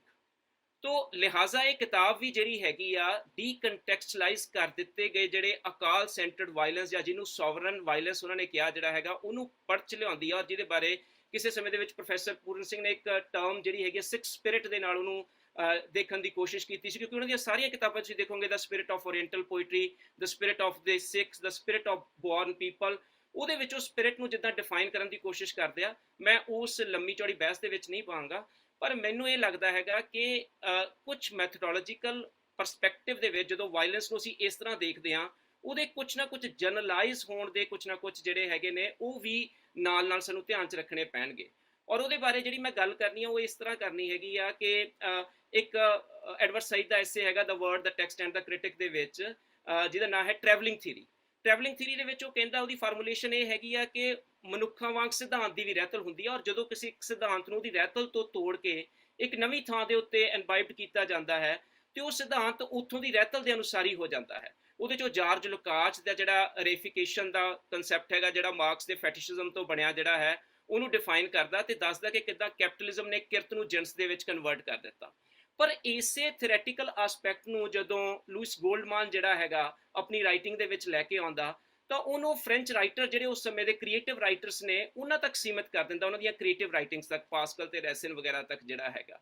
ਤਾਂ ਉਹਦੇ ਨਾਲ ਕੀ ਹੁੰਦਾ ਕਿ ਜਿਹੜੀ capitalism ਦੀ ਕ੍ਰਿਟੀਕ ਆ ਉਹ ਤਾਂ ਧੁੰਦਲੀ ਪੈ ਜਾਂਦੀ ਆ, ਪਰ ਉਹਦਾ ਇੱਕ ਨਵਾਂ ਚਿਹਰਾ ਮੋਹਰਾ ਜਿਹੜਾ ਹੈਗਾ ਉਹ ਉੱਭਰ ਕੇ ਸਾਹਮਣੇ ਆਉਂਦਾ।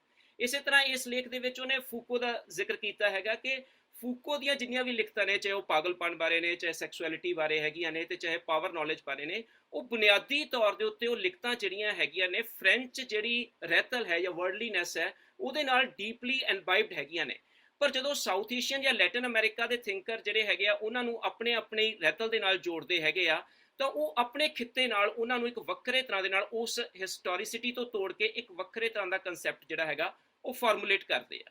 ਸੋ ਸਵਾਲ ਇਹ ਬਣਦਾ ਹੁਣ ਕਿ ਪ੍ਰੋਫੈਸਰ ਮੰਡੇਰ ਜਦੋਂ ਜਿਹੜੇ ਹੈਗੇ ਨੇ ਉਹ ਜਜੇਕ ਦੀ ਜਿਹੜੀ ਸਬਜੈਕਟਿਵ, ਸਿੰਬੋਲਿਕ ਤੇ ਸਿਸਟੈਮਿਕ ਵਾਇਲੈਂਸ ਵਾਲਾ ਜਿਹੜਾ ਮਾਡਲ ਹੈਗਾ ਉਹਨੂੰ ਉਹਦੇ 'ਚ ਇੱਕ ਨਵੀਂ ਚੀਜ਼ ਜੋੜਦੇ ਹੈਗੇ ਆ, ਸੋਵਰਨ ਵਾਇਲੈਂਸ ਵਾਲੀ ਜਿਹੜੀ ਹੈਗੀ ਆ, ਔਰ ਇਸ ਸਿੱਖੀ ਦੇ ਵਿੱਚ ਜਿਹੜੀ ਵਾਇਲੈਂਸ ਆ ਉਹਨੂੰ ਅਕਾਲ ਸੈਂਟਰਡ ਕਰ ਦਿੰਦੇ ਹੈਗੇ ਆ। ਤਾਂ ਜਿਹੜਾ ਇੱਕ ਕੈਪੀਟਲਿਜ਼ਮ ਦਾ ਇੱਕ ਸਵਾਲ ਹੈਗਾ ਉਹ ਜਿਹੜਾ ਹੈਗਾ ਉਹ ਬੈਕਗਰਾਊਂਡ ਚਲਾ ਜਾਂਦਾ ਹੈਗਾ, ਔਰ ਇੱਕ ਨਵਾਂ ਸਵਾਲ ਜਿਹੜਾ ਹੈਗਾ ਉਹ ਵਾਇਲੈਂਸ ਦੇ ਨਵੇਂ ਕਿਸਮ ਦੀ ਪੜ੍ਹ ਦੇ ਨਾਲ ਜੁੜ ਜਾਂਦਾ ਹੈਗਾ। ਉਹਦੇ ਵਿੱਚ ਉਹ ਜਿਹੜਾ ਉਸ ਨੂੰ ਕੰਟੈਕਸਚੁਅਲਾਈਜ਼ ਜਦੋਂ ਕਰ ਰਿਹਾ ਹੈਗਾ ਜਜੇਕ, ਉਹ ਕਾਲ ਸੈਂਟਰ ਦੀ ਬਹੁਤ ਵਾਰ-ਵਾਰ ਗੱਲ ਕਰਦਾ ਹੈਗਾ। ਜਿਵੇਂ ਉਹ ਕਹਿੰਦਾ ਹੈਗਾ, ਮੈਨੂੰ ਕੋਟ ਕਰਦਾ, the notion of objective violence needs to be thoroughly historicized. It took on a new shape with capitalism. Marx described the mad self-enhancing circulation of capital. It is far too simplistic to claim that the specter of this self-engendering monster that pursue its path disregarding any human or environmental concern is an ideological abstraction. And behind this abstraction, there are real people and natural objects on whose productive capacities and resources capital circulation is based and on which it feeds like a gigantic parasite. The problem is that this abstraction is not only in a financial speculator's misperception of social reality, but that it is real in the precise sense of determining the structure of the material social processes.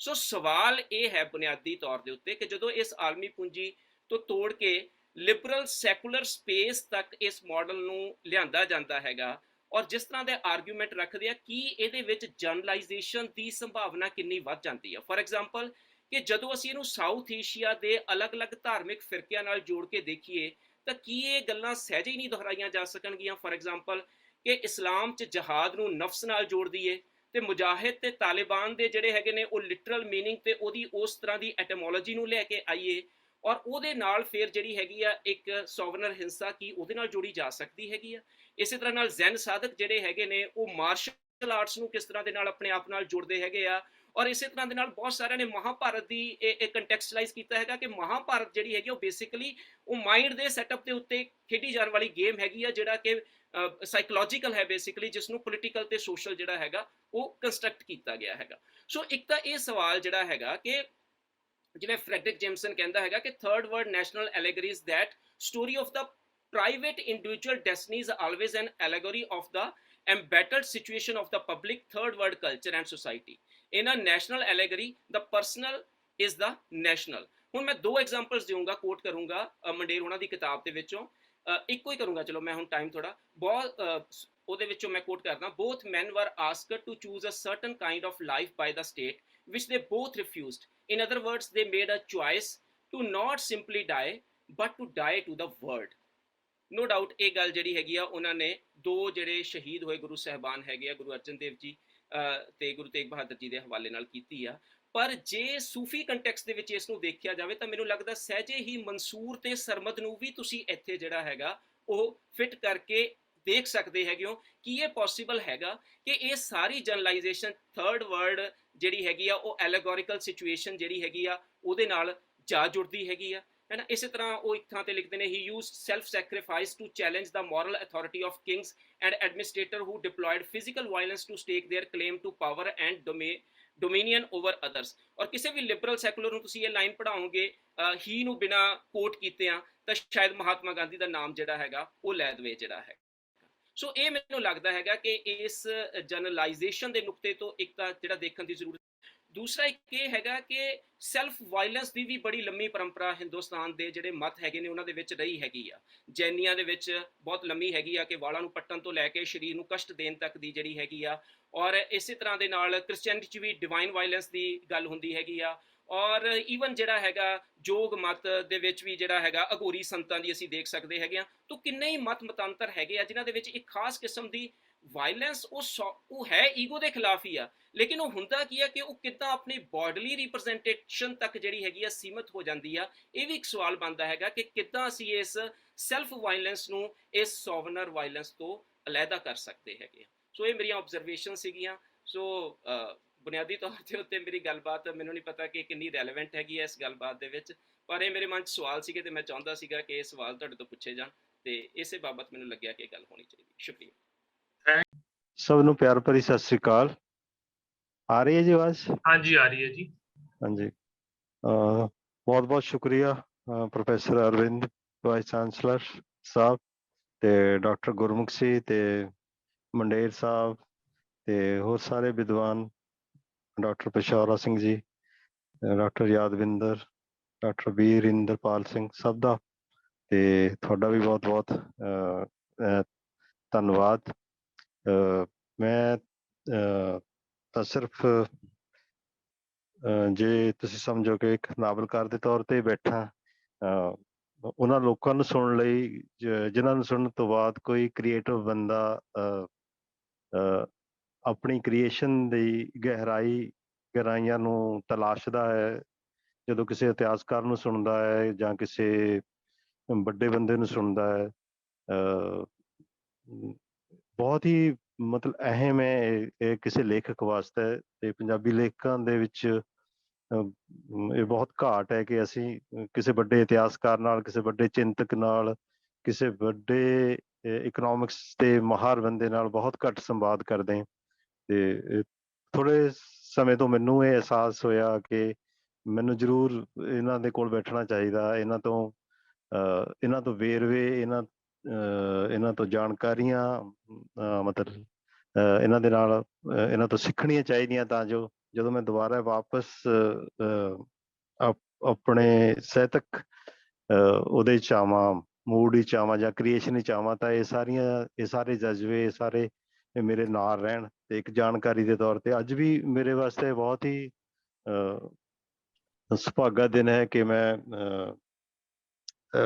ਤੁਹਾਨੂੰ ਸਭ ਨੂੰ ਸੁਣਿਆ, ਤੇ ਖਾਸ ਕਰਕੇ ਕਿਉਂਕਿ ਮੇਰਾ ਇਹ ਬਹੁਤ ਹੀ ਮੇਰੇ ਨੇੜੇ ਦਾ ਸਬਜੈਕਟ ਹੈ, ਹਿੰਸਾ, ਤੇ ਇਹਦੇ ਮੈਂ ਪਹਿਲਾਂ ਵੀ ਕੰਮ ਕੀਤਾ ਤੇ ਹੁਣ ਵੀ ਮੈਂ ਮਤਲਬ 84 ਤੋਂ ਬਾਅਦ ਜਿਹੜੀ ਵਾਇਲੈਂਸ ਹੋਈ ਹੈ ਉਹ ਤੇ ਕੰਮ ਕਰ ਰਿਹਾ।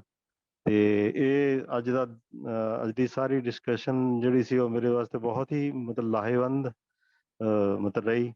ਤੇ ਇਹ ਹੋ ਸਕਦਾ ਕਿ ਮੈਂ ਜਿਹੜੀਆਂ ਕੁਝ ਗੱਲਾਂ ਕਰਾਂ ਤਾਂ ਉਹਨਾਂ ਦੇ ਵਿੱਚ ਮੈਂ ਉਨੀਆਂ ਸਾਫ਼ ਨਾ ਕਰ ਸਕਾਂ, ਕਿਉਂਕਿ ਇੱਕ ਤਾਂ ਮੈਂ ਮਤਲਬ ਉਸ ਸਬਜੈਕਟ ਦੇ ਵਿੱਚ ਪੂਰੀ ਤਰ੍ਹਾਂ ਗਰਸਿਆ ਹੋਇਆ ਹੈ, ਤੇ ਉਹ ਤੋਂ ਬਾਹਰ ਆਉਣਾ ਮੇਰੇ ਵਾਸਤੇ ਕਾਫੀ ਮੁਸ਼ਕਿਲ ਹੈ। ਪਿਛਲੇ 5 ਸਾਲ ਤੋਂ ਮੈਂ ਉਹਦੇ ਵਿੱਚ ਹੈ, ਤੇ ਹੋ ਸਕਦਾ ਮੈਂ ਉਹ ਭਾਸ਼ਾ ਨਾ ਮਤਲਬ ਬੋਲ ਸਕਾਂ। ਦੂਜਾ ਕੋਈ ਮਤਲਬ ਕਿਸੇ ਕ੍ਰੀਏਟਿਵ ਬੰਦੇ ਤੋਂ ਤੁਸੀਂ ਕੋਈ ਕਿਸੇ ਇਤਿਹਾਸ ਬਾਰੇ ਜਾਂ ਵਾਇਲੈਂਸ ਬਾਰੇ ਇਸ ਤਰ੍ਹਾਂ ਦੀ ਕੋਈ ਸਿੱਧੀ ਜਿਹੜੀ ਪਰਿਭਾਸ਼ਾ ਹੈ ਉਹਦੀ ਆਸ ਵੀ ਨਹੀਂ ਰੱਖਣੀ ਚਾਹੀਦੀ। ਤੁਸੀਂ ਛੱਡ ਦੋ ਭਾਵੇਂ, ਮੈਨੂੰ ਥੋੜੀ ਆਵਾਜ਼ ਕਲੀਅਰ ਆਊਗੀ। ਜਿਹੜਾ ਮਾਈਕ ਹੱਥ, ਹਾਂ ਆਰਾਮ ਨਾਲ ਛੱਡ ਦੋ। ਤੇ ਸਾਡੀ ਤੇ ਮੇਰੀ ਕੋਸ਼ਿਸ਼ ਰਹੇਗੀ ਕਿ ਮੈਂ ਤੁਹਾਨੂੰ ਥੋੜਾ ਜਿਹਾ ਪੜ੍ਹ ਕੇ ਸੁਣਾ ਦੇਵਾਂ। ਤੇ ਇਹਦਾ ਸਾਰਾ ਹਿੱਸਾ ਜਿਹੜਾ ਹੈਗਾ ਉਹ ਇਸੇ ਚੀਜ਼ ਨਾਲ ਸੰਬੰਧਿਤ ਹੈ, ਪਰ ਇਹ ਭਾਸ਼ਾ ਤੁਹਾਡੀ ਤੇ ਮੇਰੀ ਥੋੜੀ ਹੋ ਸਕਦਾ ਹੈ ਉਸ ਤਰ੍ਹਾਂ ਦੀ ਦੋਵਾਂ ਦੀ ਅਲੱਗ ਹੋਵੇ ਨਾ। ਤੇ ਖਾਸ ਕਰਕੇ ਮੰਡੇਰ ਸਾਹਿਬ ਦੀ ਕਿਤਾਬ ਬਾਰੇ ਜਿੰਨੀ ਚਰਚਾ ਹੋਈ ਹੈ ਹੁਣ ਇਸ ਵਕਤ, ਉਸ ਤੋਂ ਬਾਅਦ ਮੇਰੇ ਵਰਗੇ ਸਾਹਿਤਕ ਬੰਦੇ ਕੋਲ ਸਵਾਏ ਸਿੱਖਣ ਤੋਂ ਕੁਛ ਨਹੀਂ ਹੈ।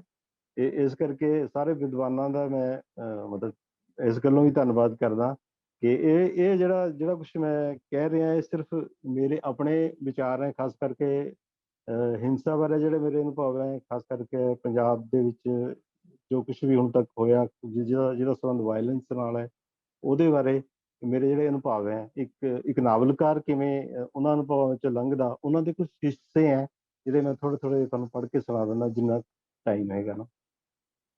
ਇਤਿਹਾਸ ਬੜੀ ਅਜੀਬ ਸ਼ੈ ਹੈ, ਇਹਨੂੰ ਬੀਜਦਾ ਕੋਈ ਹੈ ਤੇ ਵੱਢਦਾ ਕੋਈ ਹੈ। ਤੇ ਇਤਿਹਾਸ ਦੀ ਫਸਲ ਬੀਜਣ ਵੇਲੇ ਨਹੀਂ, ਵੱਢਣ ਵੇਲੇ ਵੀ ਉਨਾ ਹੀ ਧਿਆਨ ਮੰਗਦੀ ਹੈ, ਕਿਉਂਕਿ ਬੀਜਣ ਵਾਲਾ ਕੋਈ ਹੋਰ ਹੁੰਦਾ ਹੈ ਤੇ ਵੱਢਣ ਵਾਲਾ ਕੋਈ ਹੋਰ। ਤੇ ਜੋ ਬੀਜਿਆ ਗਿਆ ਹੁੰਦਾ ਹੈ ਉਹਦੇ ਨਾਲ ਕੁਝ ਹੋਰ ਵੀ ਜੰਮ ਆਉਂਦਾ ਹੈ ਜੋ ਬੀਜਣ ਤੋਂ ਪਹਿਲਾਂ ਹੀ ਧਰਤੀ ਵਿੱਚ ਹੁੰਦਾ ਹੈ। ਮੈਂ ਇਹ ਗੱਲ ਇਸ ਲਈ ਕਰ ਰਿਹਾ ਕਿ ਹਿੰਸਾ ਤੇ ਸਿੱਖ ਦੀਆਂ ਗਹਿਰੀਆਂ ਪਰਤਾਂ ਪੰਜਾਬ ਦੇ ਵਿੱਚ ਸਦੀਆਂ ਪੁਰਾਣੀਆਂ ਇਹਦੇ ਸੁਭਾਅ ਵਿੱਚ ਪਹਿਲਾਂ ਪਈਆਂ ਨੇ। ਤੇ ਉਹ ਜਿਹੜੇ ਸੁਭਾਅ ਨੇ ਉਹਨਾਂ ਨੂੰ ਤੁਸੀਂ ਭੁੱਲ ਕੇ ਹਿੰਸਾ ਤੇ ਸਿੱਖ ਬਾਰੇ ਉਸ ਤਰ੍ਹਾਂ ਦੀ ਗਹਿਰਾਈ ਨਾਲ ਗੱਲ ਨਹੀਂ ਕਰ ਸਕਦੇ ਜਦ ਤੱਕ ਤੁਸੀਂ ਪੰਜਾਬ ਦੇ ਪਿਛੋਕੜ ਨੂੰ ਪੂਰੀ ਤਰ੍ਹਾਂ ਨਹੀਂ ਸਮਝਦੇ। ਤੇ ਹਜ਼ਾਰਾਂ ਜਜ਼ਬੇ ਅਜਿਹੇ ਸਨ ਜਿਨ੍ਹਾਂ ਨੂੰ ਸਦੀਆਂ ਤੱਕ ਕਿਸੇ ਨੇ ਢਾਰ ਹੀ ਨਹੀਂ ਦਿੱਤੀ। ਜਦੋਂ ਦਸ਼ਮੇਸ਼ ਨੇ ਉੱਠਣ ਤੇ ਜਾਗਣ ਦਾ ਸੱਦਾ ਦਿੱਤਾ ਤਾਂ ਇਹ ਜਜ਼ਬੇ ਜਾਗੇ ਸਨ, ਪਰ ਇਹਨਾਂ ਅੰਦਰ ਸਦੀਆਂ ਤੱਕ ਕੁਝ ਰੁਕਿਆ ਰਿਹਾ ਹੋਵੇਗਾ। ਪੀੜ੍ਹੀ ਦਰ ਪੀੜ੍ਹੀ ਚੁੱਪ ਰਹਿਣ ਤੇ ਆਪਣੇ ਹੋਣ ਦੀ ਸਾਹ ਰੱਗ ਨੂੰ ਨੱਪ ਕੇ ਵੀ ਰੱਖਿਆ ਹੋਵੇਗਾ। ਇਹ ਇਸ ਤਰ੍ਹਾਂ ਪੰਜਾਬ ਵਿੱਚ ਅਚਾਨਕ ਜੋ ਦਸ਼ਮੇਸ਼ ਨੇ ਕਿਸੇ ਨੂੰ ਜਗਾਇਆ ਸੀ, ਉਹਦੇ ਅਚਾਨਕ ਜਾਗਣ ਨਾਲ ਕੁਛ ਹੜਬੜਾਹਟ ਵੀ ਹੋਈ ਹੋਵੇਗੀ। ਤੇ ਉਸ ਹੜਬੜਾਹਟ ਦੀ ਜਿਹੜੀ ਊਰਜਾ ਹੈ, ਮੈਂ ਸਮਝਦਾ ਹਾਂ ਕਿ ਜਿੰਨੀ ਦੇਰ ਦਸ਼ਮੇਸ਼ ਰਹੇ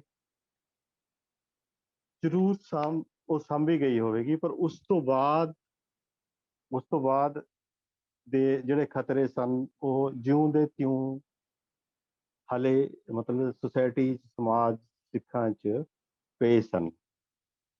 ਉਹਨਾਂ ਦੇ ਜਾਣ ਤੋਂ ਬਾਅਦ ਇੰਨੀ ਵੱਡੀ ਆਜ਼ਾਦੀ ਨੂੰ ਸਾਂਭਣਾ ਸੌਖਾ ਨਹੀਂ ਸੀ।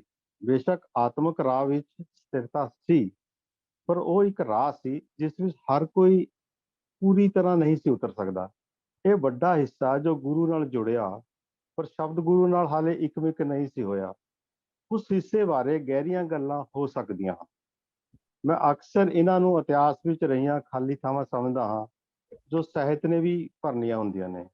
ਮੈਂ ਸਮਝਦਾ ਕਿ ਇਤਿਹਾਸ ਦੇ ਇਸ ਹਿੱਸੇ ਨੂੰ ਵਰਤਮਾਨ ਲਈ ਜ਼ਿਆਦਾ ਸੁੰਨਾ ਨਹੀਂ ਛੱਡਣਾ ਚਾਹੀਦਾ। ਇਹ ਜਗ੍ਹਾ ਮਨਮੁਖਾਂ ਲਈ ਸਭ ਤੋਂ ਸੌਖਾ ਟਿਕਾਣਾ ਹੁੰਦੀ ਹੈ। ਸਾਹਿਤ ਨੇ ਉਹਨਾਂ ਦੇ ਆਉਣ ਤੋਂ ਪਹਿਲਾਂ ਇਸ ਥਾਂ ਸੰਵਾਦ ਛੇੜਨਾ ਹੁੰਦਾ ਹੈ। ਸੋ ਅਸੀਂ ਸਭ ਪੰਜਾਬੀ ਸਾਹਿਤ ਵਾਲੇ ਬਹੁਤ ਘੱਟ ਇਹ ਸੰਵਾਦ ਕਰ ਸਕੇ ਹਾਂ। ਤੇ ਮੈਂ ਵੀ ਇਹ ਸਮਝਦਾ ਹਾਂ ਕਿ ਇਤਿਹਾਸ ਦੇ ਮਾਹਰ ਲੋਕ, ਗਹਿਰੀ ਸਮਝ ਵਾਲੇ ਚਿੰਤਕ ਸਾਨੂੰ ਤੱਥਾਂ ਰਾਹੀਂ, ਜਾਣਕਾਰ ਰਾਹੀਂ ਬਹੁਤ ਕੁਝ ਦੱਸ ਸਕਦੇ ਹਨ, ਪਰ ਤੱਥਾਂ ਦੀ, ਵੇਰਵਿਆਂ ਦੀ ਮਾਨਸਿਕਤਾ ਨੂੰ ਸਾਹਿਤ ਸਭ ਤੋਂ ਗਹਿਰੇ ਢੰਗ ਨਾਲ ਸਮਝਾ ਸਕਦਾ ਹੈ। ਪਰ ਸਹਾਰਾ ਸਾਨੂੰ ਇਤਿਹਾਸਕਾਰਾਂ, ਬੁੱਧੀਜੀਵੀਆਂ ਦਾ ਹੀ ਲੈਣਾ ਪਵੇਗਾ। ਮੈਂ ਅਜਿਹੇ ਹੀ ਨੁਕਤੇ ਸਮਝਣ ਲਈ ਇੱਥੇ ਬੈਠਾ ਹਾਂ। ਮੈਂ ਇਹਨਾਂ ਨੂੰ ਸੁਣਿਆ ਤੇ ਸਮਝਣ ਦੀ ਕੋਸ਼ਿਸ਼ ਕੀਤੀ। ਮੇਰੇ ਲਈ ਇਹਨਾਂ ਸਾਹਮਣੇ ਬੈਠ ਕੇ ਕੁਝ ਸਿੱਖਣ ਦਾ ਨਵਾਂ ਸਾਹਸ ਪੈਦਾ ਹੋਇਆ ਹੈ। ਮੈਂ ਸ਼ਹਾਦਤ ਬਾਰੇ ਥੋੜ੍ਹੀ ਗੱਲ ਕਰਨਾ ਚਾਹਾਂਗਾ, ਕਿਉਂਕਿ ਹਿੰਸਾ ਵਿੱਚ ਸ਼ਹਾਦਤ ਨੂੰ ਬਹੁਤ ਹੀ ਧਿਆਨ ਨਾਲ ਵੇਖਣ ਦੀ ਲੋੜ ਹੈ। ਕਈ ਵਾਰੀ ਅਸੀਂ ਸ਼ਹਾਦਤ ਨੂੰ ਛੱਡ ਹਿੰਸਾ ਉੱਤੇ ਧਿਆਨ ਕੇਂਦਰਿਤ ਕਰਨ ਲੱਗ ਪੈਂਦੇ ਹਾਂ। ਸ਼ਹਾਦਤ ਜਿਸਨੇ ਹਿੰਸਾ ਦੇ ਭੈ ਨੂੰ ਰੱਦ ਕੀਤਾ ਹੁੰਦਾ ਹੈ, ਉਹ ਪਿੱਛੇ ਜਾ ਪੈਂਦੀ ਹੈ ਤੇ ਇੱਕ ਬਹੁਤ ਹੀ ਗਹਿਰੇ ਪੱਖ ਨੂੰ ਅਸੀਂ ਬਚਣ ਤੋਂ ਰਹਿ ਜਾਂਦੇ ਹਾਂ, ਜੋ ਸ਼ਹਾਦਤ ਨੇ ਆਮ ਲੋਕਾਂ ਉੱਪਰ ਮੌਤ ਨੂੰ ਸਮਝਣ ਲਈ ਛੱਡਿਆ ਹੁੰਦਾ ਹੈ। ਸ਼ਹਾਦਤ ਜਿੱਥੇ ਮੌਤ ਨੂੰ ਸਰਲ ਕਰਕੇ ਵਿਖਾਉਣ ਦਾ ਜਲਵਾ ਹੈ, ਉੱਥੇ ਭੈ ਮੁਕਤ ਹੋਣ ਦਾ ਦਾਅਵਾ ਵੀ ਹੈ। ਸ਼ਹਾਦਤ ਇੱਕੋ ਸਮੇਂ ਦੋ ਗਹਿਰੇ ਕ੍ਰਿਸ਼ਮੇ ਕਰਦੀ ਹੈ। ਇੱਕ ਤਾਂ ਉਹ ਆਪਣੇ ਆਪ ਨੂੰ ਭੈ ਮੁਕਤ ਕਰਕੇ ਵਿਖਾਉਂਦੀ ਹੈ, ਦੂਜਾ ਸਾਹਮਣੇ ਖੜੇ ਜਾਵਰ ਦੇ ਮੌਤ ਦੇ ਡਰਾਬੇ ਨੂੰ ਨਿਗੂਣਾ ਸਿੱਧ ਕਰਦੀ ਹੈ। ਇਸ ਤਰ੍ਹਾਂ ਸ਼ਹਾਦਤ ਪਹਿਲਾਂ ਅੰਦਰੂਨੀ ਜਗ ਦੀ ਮੁਕਤੀ ਰਾਹੀਂ ਆਪਣੀ ਨਿਰਭੈਤਾ ਨੂੰ ਵਿਖਾਉਂਦੀ ਹੈ। ਮੈਂ ਇੱਥੇ ਇਹ ਵੀ ਜ਼ਿਕਰ ਕਰਦੇ ਹਾਂ ਕਿ ਸ਼ਹਾਦਤ ਕੋਈ ਇੱਛਾ ਨਹੀਂ ਹੈ। ਇਹ ਕਾਤਲ ਦੀ ਇੱਛਾ ਸੀ ਕਿ ਉਹਨੂੰ ਸਾਹਮਣੇ ਵਾਲੇ ਨੂੰ ਜਿਉਂਦਾ ਨਹੀਂ ਸੀ ਰੱਖਣਾ। ਗੁਰੂ ਅਰਜਨ ਦੇਵ ਤੇ ਗੁਰੂ ਤੇਗ ਬਹਾਦਰ ਦੀਆਂ ਸ਼ਹਾਦਤਾਂ ਸਾਡੇ ਸਾਹਮਣੇ ਹਨ।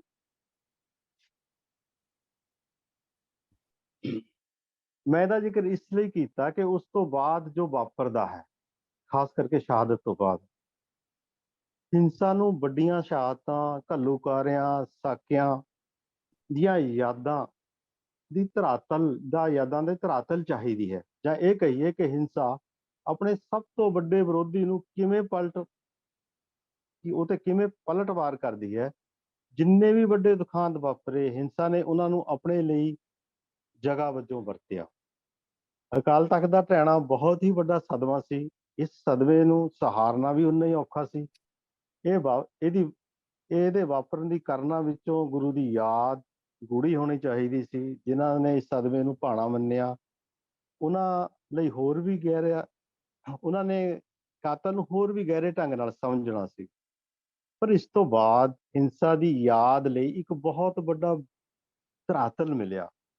ਇਹ ਜੋ ਵਾਰ-ਵਾਰ ਵਾਪਰਦਾ ਹੈ, ਉਹਦੇ ਪ੍ਰਤੀਕਰਮ ਹਿੰਸਾ ਆਪਣੇ ਸਰੂਪ ਬਦਲ ਕੇ ਪ੍ਰਗਟ ਕਰਦੀ ਹੈ।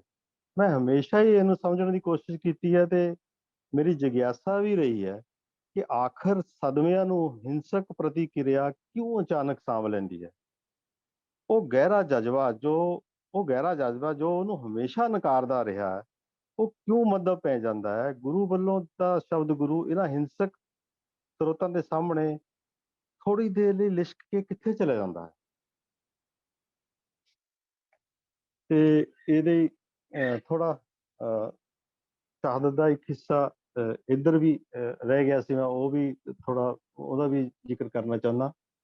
ਤੇ ਸ਼ਹਾਦਤ ਨੂੰ ਹਮੇਸ਼ਾ ਹਿੰਸਕ ਧਿਰ ਹੀ ਕਿਉਂ ਖੋਹ ਲੈਂਦੀ ਹੈ, ਜਦੋਂ ਕਿ ਸ਼ਹਾਦਤ ਹਿੰਸਾ ਨੂੰ ਸਭ ਤੋਂ ਵੱਧ ਭੈਭੀਤ ਕਰਦੀ ਹੈ। ਹਿੰਸਾ ਦੇ ਸੂਖਮ ਪਲਾਂ ਵਿੱਚ ਸਭ ਤੋਂ ਮਹੱਤਵਪੂਰਨ ਹੈ ਜਦੋਂ ਤੁਸੀਂ ਹਿੰਸਾ ਨੂੰ ਹਿੰਸਾ ਨਹੀਂ ਮੰਨਦੇ। ਇਹ ਛਿਣ ਸਦੀਆਂ ਜਿੰਨਾ ਲੰਬਾ ਤੇ ਯੁੱਗਾਂ ਜਿੱਡਾ ਵੈਸ਼ੀ ਹੋ ਸਕਦਾ ਹੈ।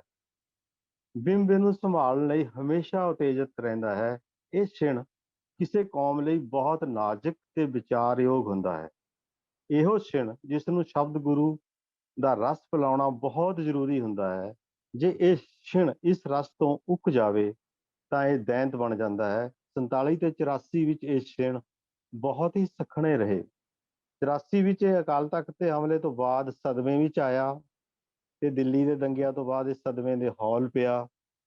ਇਹ ਹੌਲ ਪ੍ਰਤੀਕਰਮ ਦੀ ਸਵਾਰੀ ਕਰਦਾ ਦੂਰ ਕਿਤੇ ਲੰਘ ਗਿਆ। ਜਦੋਂ ਸ਼ਬਦ ਗੁਰੂ ਯਾਦ ਆਇਆ ਉਦੋਂ ਭੀੜ ਸੰਗਤ ਬਣ ਚੁੱਕੀ ਸੀ। ਸੋ ਇਸ ਗੱਲੋਂ ਸਮਝ ਥੋੜਾ ਵਿਸਤਾਰ ਦੇਣ ਲਈ ਮੈਂ ਜਿਹੜਾ ਮੈਂ ਪਿਛਲੇ 5 ਸਾਲ ਤੋਂ ਕੰਮ ਕਰ ਰਿਹਾ, ਹੋ ਸਕਦਾ ਇਹ ਸਾਰਾ ਇੱਕ ਸਾਹਿਤਕ ਜਿਹੀ ਵਾਰਤਾ ਜਾਪੇ ਤੇ ਉਹਦੇ ਲਈ ਮੈਂ ਜਿਹੜਾ ਪਿਛਲੇ 5 ਸਾਲ ਤੋਂ ਕੰਮ ਕਰ ਰਿਹਾ ਉਹਦੀ ਇੱਕ ਲਾਈਨ ਮਤਲਬ ਪੜ੍ਹ ਕੇ ਸੁਣਾ ਰਿਹਾ ਇੱਕ ਕਰੈਕਟਰ ਦੀ, ਤਾਂ ਜੋ ਉਹ ਇਸ ਕਰਕੇ ਨਹੀਂ, ਸਿਰਫ ਇਸ ਕਰਕੇ ਕਿ ਜੋ ਮੈਂ ਇਹ ਬੋਲ ਰਿਹਾ ਸੀ, ਦੱਸ ਰਿਹਾ ਸੀ, ਮੇਰਾ ਖਿਆਲ ਹੈ ਕਿ ਇਹਦੇ ਨਾਲ ਉਹਨਾਂ ਦੀ ਸਮਝ ਥੋੜੀ ਸੌਖੀ ਹੋ ਜਾਏਗੀ ਤੇ ਜ਼ਿਆਦਾ ਸਾਹਿਤਕ ਜਿਹੜਾ ਮੈਂ ਬੋਲਦਾ ਸੀ ਉਹ ਥੋੜਾ ਉਹਦੇ ਅੰਤਰਮਨ ਨੂੰ ਸ਼ਾਇਦ ਤੁਸੀਂ ਇਹ ਸਮਝ ਆਓ ਤੇ ਉਹ ਕਰੈਕਟਰ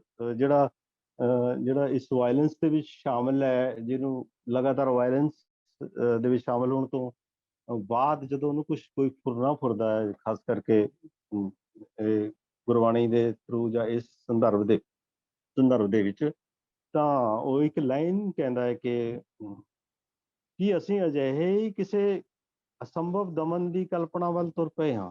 ਕਿ ਅਸੀਂ ਅਜਿਹੇ ਕਿਸੇ ਅਸੰਭਵ ਦਮਨ ਦੀ ਕਲਪਨਾ ਵੱਲ ਤੁਰ ਪਏ ਹਾਂ ਜਿੱਥੇ ਦਰਦ ਤਾਂ ਅਕਾਲ ਤਖਤ ਦੇ ਢਹਿਣ ਦਾ ਹੋਵੇ ਪਰ ਗੁੱਸਾ ਆਪਣੀ ਹਉਮੈ ਦਾ ਹੋਵੇ। ਤੋ ਮੈਂ ਮਤਲਬ ਆਪਣੀ ਗੱਲ ਇੱਥੇ ਹੀ ਸਮਾਪਤ ਕਰਦਾ। ਖਾਸ ਕਰਕੇ ਮੈਂ ਸਾਰੇ ਵਿਦਵਾਨਾਂ ਦਾ ਬਹੁਤ ਬਹੁਤ ਧੰਨਵਾਦ ਕਰਦਾ, ਡਾਕਟਰ ਗੁਰਮੁਖ ਦਾ, ਤੇ ਏਦਾਂ ਸਮਝਿਓ ਕਿ ਮੈਂ ਤੁਹਾਡੇ ਤੋਂ ਕੁਝ ਸਿੱਖਣ ਲਈ ਬੈਠਿਆ ਸਾਂ ਤੇ ਤੁਹਾਨੂੰ ਕੁਝ ਜ਼ਬਰਦਸਤੀ ਸੁਣਾ ਦਿੱਤਾ। ਸਭ ਦਾ ਬਹੁਤ ਬਹੁਤ ਸ਼ੁਕਰੀਆ। ਸਤਿ ਸ੍ਰੀ ਅਕਾਲ ਜੀ। ਥੈਂਕ ਯੂ ਜੀ। ਸਾਰਿਆਂ ਦਾ ਬਹੁਤ ਬਹੁਤ ਧੰਨਵਾਦ।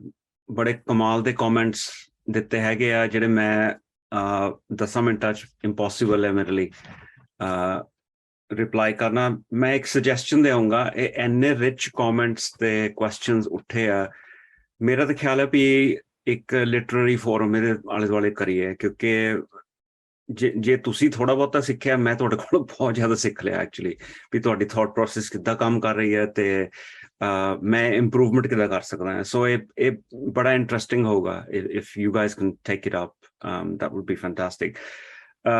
ਮੈਨੂੰ ਸ਼ੁਰੂ ਕਰ ਲੈਣ ਦਿਓ ਪ੍ਰੋਫੈਸਰ ਬਰਿੰਦਰਪਾਲ ਜੀ ਦੇ ਕਮੈਂਟਸ ਦੇ ਨਾਲ, ਤੇ ਮੈਂ ਬਹੁਤ ਬਰੀਫ ਦੇ ਵਿੱਚ ਦੇਣੇ ਆ because we haven't got time, we've got to finish this, but the comment about economy etc, ਮੈਂ ਕੀ ਕਰ ਰਿਹਾ ਇਹਦੇ ਨਾਲ, ਹੋ ਸਕਦਾ ਕਲੈਰਿਟੀ ਨਾ ਹੋਵੇ ਇਸ ਬੁੱਕ ਦੇ ਵਿੱਚ ਕਿਉਂਕਿ ਵਰਡ ਕਾਊਂਟ ਬਹੁਤ ਲਿਮਿਟਡ ਸੀਗਾ। ਇਕੋਨਮੀ ਦਾ ਵਰਡ, ਮੈਂ ਜਦੋਂ ਵੀ ਇਹ ਵਰਡਸ ਯੂਜ਼ ਕਰਦਾ ਮੈਂ ਡਿਲਿਬਰੇਟਲੀ ਉਹਨਾਂ ਨੂੰ ਕੰਟੈਕਸਟ ਦੇ ਖਿਲਾਫ ਯੂਜ਼ ਕਰ ਰਿਹਾ। ਸੋ ਜੇ ਇਕੋਨਮੀ ਦਾ ਯੂਜ਼ ਕੀਤਾ, ਇਹ ਮੈਂ ਯੂਜ਼ ਕੀਤਾ ਜੋਰਜ ਬਟਾਈ ਦੇ ਸੈਂਸ ਦੇ ਵਿੱਚ, ਉਹ ਵੀ ਇਕੋਨਮੀ ਯੂਜ਼ ਕਰਦਾ ਹੈ ਇਸੇ ਸੇਮ ਐਂਟੀ ਕੈਪੀਟਲਿਸਟ ਵੇ ਦੇ ਵਿੱਚ, ਪਰ for him economy is actually the same as non economy, excessive economy, ਵੀ ਇਕੋਨਮੀ ਤੋਂ ਬਾਹਰ। ਸੋ ਜੇ ਮੈਂ ਇਕੋਨਮੀ ਯੂਜ਼ ਕੀਤੀ ਆ, ਔਨ ਦੀ ਅਦਰ ਹੈਂਡ ਮੈਂ ਇਹ ਵੀ ਦਿਖਾ ਰਿਹਾ ਵੀ ਉਹ ਟੁੱਟ ਕਿੱਦਾਂ ਰਹੀ ਆ, ਉਹਦੇ ਚ ਬ੍ਰੇਕਸ ਕਿਸ ਤਰ੍ਹਾਂ ਦੇ ਹੈਗੇ ਆ। ਸੋ ਇਹ ਸਟਰਗਲ ਹੈਗੀ ਆ ਐਂਗਲੋਫੋਨ ਕੌਨਸ਼ੀਅਸ ਦੇ ਨਾਲ, ਐਂਗਲੋਫੋਨ ਕੌਨਸ਼ੀਅਸਨੈਸ ਦੇ ਨਾਲ, ਜਿਹੜੀ ਵੈਸਟਰਨ ਲੈਂਗੁਏਜ ਸਿਸਟਮ ਹੈਗਾ, ਵੈਸਟਰਨ ਸਿਸਟਮ ਆਫ ਮੀਨਿੰਗ, ਉਹਦੇ ਵਿੱਚ ਸਾਨੂੰ ਕੰਮ ਕਰਨਾ ਪੈਂਦਾ, ਉਹਨੂੰ ਤੋੜਨਾ ਵੀ ਪੈਂਦਾ ਹੈ। ਉਹ ਤੋੜਨ ਦੇ ਨਾਲ ਤੁਸੀਂ ਲੜਾਈ ਵੀ ਕਰ ਰਹੇ ਆ, ਠੀਕ ਹੈ ਨਾ। ਸੋ ਵਾਇਲੈਂਸ ਇੱਥੇ ਵੀ ਤੁਸੀਂ, ਤੁਹਾਡੀ ਬੈਟਲ ਚੱਲ ਰਹੀ ਹੈ।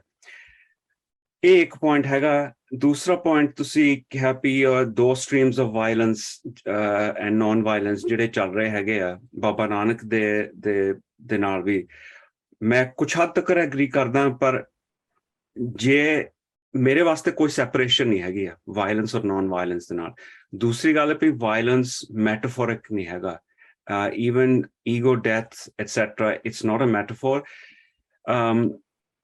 ਜੇ ਤੁਸੀਂ ontologically ਤੇ theologically ਦੇਖੋ, origin ਜਿਹੜੀ ਵਾਇਲੈਂਸ ਦੀ ਹੈਗੀ ਉਹ ਰੱਬ ਤੋਂ ਆਉਂਦੀ ਆ, ਕ੍ਰੀਏਸ਼ਨ ਤੋਂ ਆ ਸ਼ੁਰੂ, ਠੀਕ ਹੈ ਨਾ।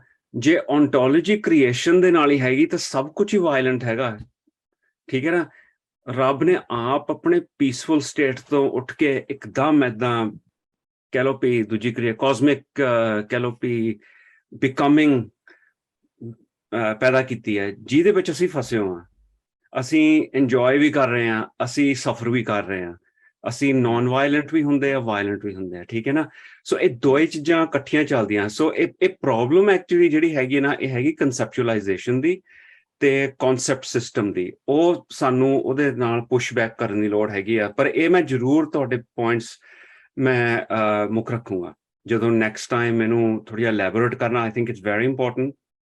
But I think the other point is that ਜਦੋਂ ਤੁਸੀਂ ਸੈਪਰੇਸ਼ਨ ਕ੍ਰੀਏਟ ਕਰਦੇ ਹੋ, ਤੁਸੀਂ ਆਲਰੇਡੀ ਮਟੀਰੀਅਲਿਟੀ ਔਰ ਇਮਟੀਰੀਅਲਿਟੀ ਦੀ ਆਪੋਜੀਸ਼ਨ ਤੇ ਬਾਈਨਰੀ ਵਿੱਚ ਲਿਆ ਰਹੇ ਹਾਂ। ਮੈਂ ਕੋਸ਼ਿਸ਼ ਕੀਤੀ ਵੀ ਇਹ ਬਾਈਨਰੀ ਟੁੱਟ ਜਾਵੇ, ਠੀਕ ਹੈ ਨਾ। ਮਟੀਰੀਅਲਿਟੀ ਕੋਈ ਡਿਫਰੈਂਟ ਨਹੀਂ ਹੈਗਾ ਕੌਨਸ਼ੀਅਸਨੈਸ ਤੋਂ, ਇਹ ਇੱਕ ਸਪੈਕਟਰਮ ਦੇ ਚੱਲ ਰਹੇ ਆ। ਐਂਡ ਆਈ ਥਿੰਕ ਉਹ ਮੂਵ ਹੈਗਾ ਸੋਸ਼ਲ ਸਾਇੰਸਿਸ ਦੇ ਵਿੱਚ ਰॉय ਬਾਸਕਰ ਦੇ ਵਰਕ ਤੋਂ ਤੇ ਹੋਰਨਾਂ ਥੀਅਰਿਸਟ ਤੋਂ ਬਹੁਤ ਜ਼ਬਰਦਸਤ ਚੱਲਿਆ ਹੈਗਾ, ਸਪਰੈਸ ਹੋਇਆ ਪਿਆ।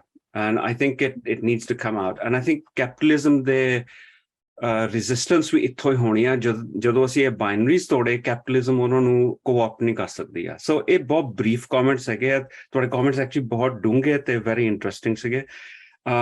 ਜਸਬੀਰ ਜੀ, ਤੁਹਾਡੇ ਕਮੈਂਟਸ ਵੈਰੀ ਫੈਸੀਨੇਟਿੰਗ। ਇੱਕ ਮਾੜਾ ਜਿਹਾ ਮੇਰਾ ਆਪਣਾ ਕਮੈਂਟ ਹੈ ਰਾਦਰ ਦੈਨ ਅ ਕੁਐਸਚਨ। ਤੁਸੀਂ ਸਾਹਿਤ ਦੀ ਗੱਲ ਕੀਤੀ ਆ ਤੇ ਇਤਿਹਾਸ ਦੀ, ਸਪੈਸ਼ਲੀ ਸਾਹਿਤ ਦੀ, ਵਿਚ ਇਨਕਲੂਡਸ ਪੋਇਟਰੀ ਵੀ, ਲਿਟਰੇਚਰ ਵੀ। ਲਿਟਰੇਚਰ ਲਿਖਣ ਦੇ ਵਿੱਚ, ਪੋਇਟਰੀ ਲਿਖਣ ਦੇ ਵਿੱਚ, ਸੁਣਾਉਣ ਦੇ ਵਿੱਚ ਹੀ ਇੱਕ ਤਰ੍ਹਾਂ ਦੀ ਤੁਸੀਂ ਸੋਵਰਨ ਵਾਇਲੈਂਸ ਕਰ ਰਹੇ ਆ। ਉਹ ਇਨੈਕਟ ਹੋ ਰਿਹਾ ਉਸ ਪ੍ਰੋਸੈਸ ਦੇ ਵਿੱਚ ਔਨ ਅ ਡਿਫਰੈਂਸ਼ੀਏਟਿੰਗ ਸਕੇਲ। ਕੁਝ ਲਿਟਰੇਚਰਸ ਜ਼ਿਆਦਾ ਕਰਦੀਆਂ, ਕੁਝ ਘੱਟ ਕਰਦੀਆਂ, ਠੀਕ ਹੈ ਨਾ। ਪਰ ਆਲਰੇਡੀ ਉਸ ਰਾਈਟਿੰਗ ਦੇ ਵਿੱਚ ਮਾਈਂਡ ਦੀ ਪਰਫਾਰਮੈਂਸ ਹੋ ਰਹੀ ਆ। ਸੋ ਇਹ ਇੱਕ ਤਰ੍ਹਾਂ ਦਾ ਮੀਡੀਅਮ ਹੈਗਾ ਜਿਹਦੇ ਨਾਲ ਤੁਸੀਂ ਇਹ ਸੋਵਰਨ ਵਾਇਲੈਂਸ ਨੂੰ ਐਕਸੈਸ ਕਰ ਸਕਦੇ ਆ, ਠੀਕ ਹੈ ਨਾ। ਜਿਹੜਾ ਗੁਰਬਾਣੀ ਦਾ ਮੀਡੀਅਮ ਹੈਗਾ ਉਹ ਆਲਮੋਸਟ ਕਹਿ ਲਓ ਵੀ ਤੁਸੀਂ ਰੱਖ ਸਕਦੇ ਵੀ ਕਾਫੀ ਅਨਪੈਰਲਲਡ ਹੈਗਾ ਇਸ ਪੁਆਇੰਟ ਆਫ ਵਿਊ ਤੋਂ। ਆਈ ਮੀਨ ਉਹ ਫਿਰ ਸਕ੍ਰਿਪਚਰਲ ਲੈਵਲ ਤੇ ਜਿਹੜਾ ਆਉਂਦਾ, it's a very different kind of thing, but literature is doing that all the same. So I think it's a very interesting point, ਕਿਉਂਕਿ ਇਹ ਰਿਐਲਿਟੀ ਦੇ ਨਾਲ ਬ੍ਰੇਕ ਹੋ ਰਹੀ ਹੈ ਲਿਟਰੇਚਰ ਦੇ, ਪੋਇਟਰੀ ਦੇ ਥਰੂ। ਜਿਹੜੀ ਓਪਰੈਸਿਵ ਰਿਐਲਿਟੀ ਦੇ ਵਿੱਚ ਅਸੀਂ ਫਸੇ ਹਾਂ, ਉਹ ਤੋਂ ਲਿਟਰੇਚਰ ਦੇ ਰਾਹੀਂ, ਪੋਇਟਰੀ ਦੇ ਰਾਹੀਂ ਅਸੀਂ ਟੁੱਟ ਰਹੇ ਹਾਂ। ਉਹ ਵੀ ਇੱਕ ਸੋਵਰਨ ਵਾਇਲੈਂਸ ਹੈ ਇੱਕ ਤਰ੍ਹਾਂ ਦੀ।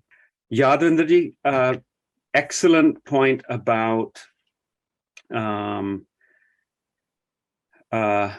traveling concepts and ripping South Asian concepts out of context and creating some kind of a generalization. मैं totally सहमत है इस point of view ते, पर मैं ਜਿਹੜੀ Frederick Jameson ਦੀ third world allegorization हैगी आ, I would push back against that. I don't buy it completely. I do recognize that there is a parallel between, let's say, the Sikh context, the Sufi context, jo kuch kar rahe hai, Sufi context naal, Sikh context naal, yogic context naal, Buddhist naal similarities ਜ਼ਰੂਰ ਹੈਗੀਆਂ, and we can include non-religious concepts as well ਇਹਦੇ ਵਿੱਚ.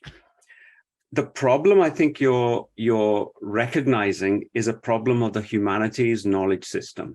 ਉੱਥੇ ਗੱਲ ਆਉਂਦੀ ਹੈਗੀ ਆ ਤੇ even, you know, ਸਾਡੀ ਸਾਰੀ discussion ਦੇ ਵਿੱਚ ਵੀ ਜਿਹੜੀ anglophone consciousness ਹੈਗੀ ਆ, it's a real hindrance to the elaboration of this. This is why you actually need poetry and literature to expound this. ਜਿਹੜੀ ਬੜੀ expensive ਤਰੀਕੇ ਦੇ ਨਾਲ ਇਹ grapple ਕਰ ਸਕਦੀ ਹੈ ਨਾ context ਦੇ ਨਾਲ. So I think that's very important. ਮੈਂ ਹੋ ਸਕਦਾ ਪੂਰੀ ਤਰ੍ਹਾਂ answer ਨਹੀਂ ਮੈਂ ਕਰ ਸਕਦਾ ਇਸ ਵੇਲੇ, but I think concepts do travel. This is what my work on diaspora is doing, and I'm working with diasporic consciousness. So it's not just ਇੱਕ ਤਾਂ ਹੁੰਦੀ traveling east ਤੋਂ ਲੈ ਕੇ west ਤੱਕ ਇੱਕ concept travel ਕਰਦਾ, ਜਿਸ ਤਰ੍ਹਾਂ ਕੋਈ ਗੋਰਾ ਕਹਿ ਲਓ ਵੀ ਆ ਕੇ ਆਪਣੇ ਪੰਜਾਬੀ ਨੂੰ concepts ਨੂੰ use ਕਰਕੇ ਆਪਣੇ context ਦੇ ਵਿੱਚ ਪਾਉਂਦੇ, ਉਹ concept travel ਹੋ ਰਹੀ ਹੈ, ਠੀਕ ਹੈ ਨਾ. ਪਰ ਜੇ ਤੁਸੀਂ diasporic situation ਦੇ ਵਿੱਚ ਹੈਗੇ ਆ, ਤੁਸੀਂ already ਦੋਏ consciousnesses ਦੇ ਨਾਲ connected ਆ, ਠੀਕ ਹੈ, ਇੱਕ spectrum ਹੈ, ਉਹਦੇ ਤੇ travel ਨਹੀਂ ਕਰ ਰਿਹਾ concept, ਉਹਦੇ ਵਿੱਚ morph ਕਰ ਰਿਹਾ, transform ਹੋ ਰਿਹਾ. ਤੇ ਤੁਸੀਂ ਪੰਜਾਬੀ concept ਦੇ ਰਾਹੀਂ anglophone consciousness ਦੇ ਨਾਲ western consciousness ਦੇ ਨਾਲ already ਇੱਕ entanglement ਦੇ ਵਿੱਚ ਫਸੇ ਹੋਏ ਆ, ਇੱਕ ਲੜਾਈ ਵੀ ਹੈਗੀ ਆ, ਝਗੜਾ ਵੀ ਹੈਗਾ, ਪਰ it's a way of finding a new home as well. So ਇਹ ਬੜਾ complex process ਹੈਗਾ ਜਿਹੜਾ ਕੱਲਾ bodies ਨਹੀਂ ਕਰ ਰਹੀਆਂ, ਪਰ ਇੱਕ concepts ਦੇ ਰਾਹੀਂ ਵੀ ਹੋ ਰਹੀਆਂ. And I think what I'm seeing is different ways in which people are using these kind of concepts to now push back against capitalism. And we need to kind of talk about this more in much more detail, but I do take your point here. It's a very interesting one.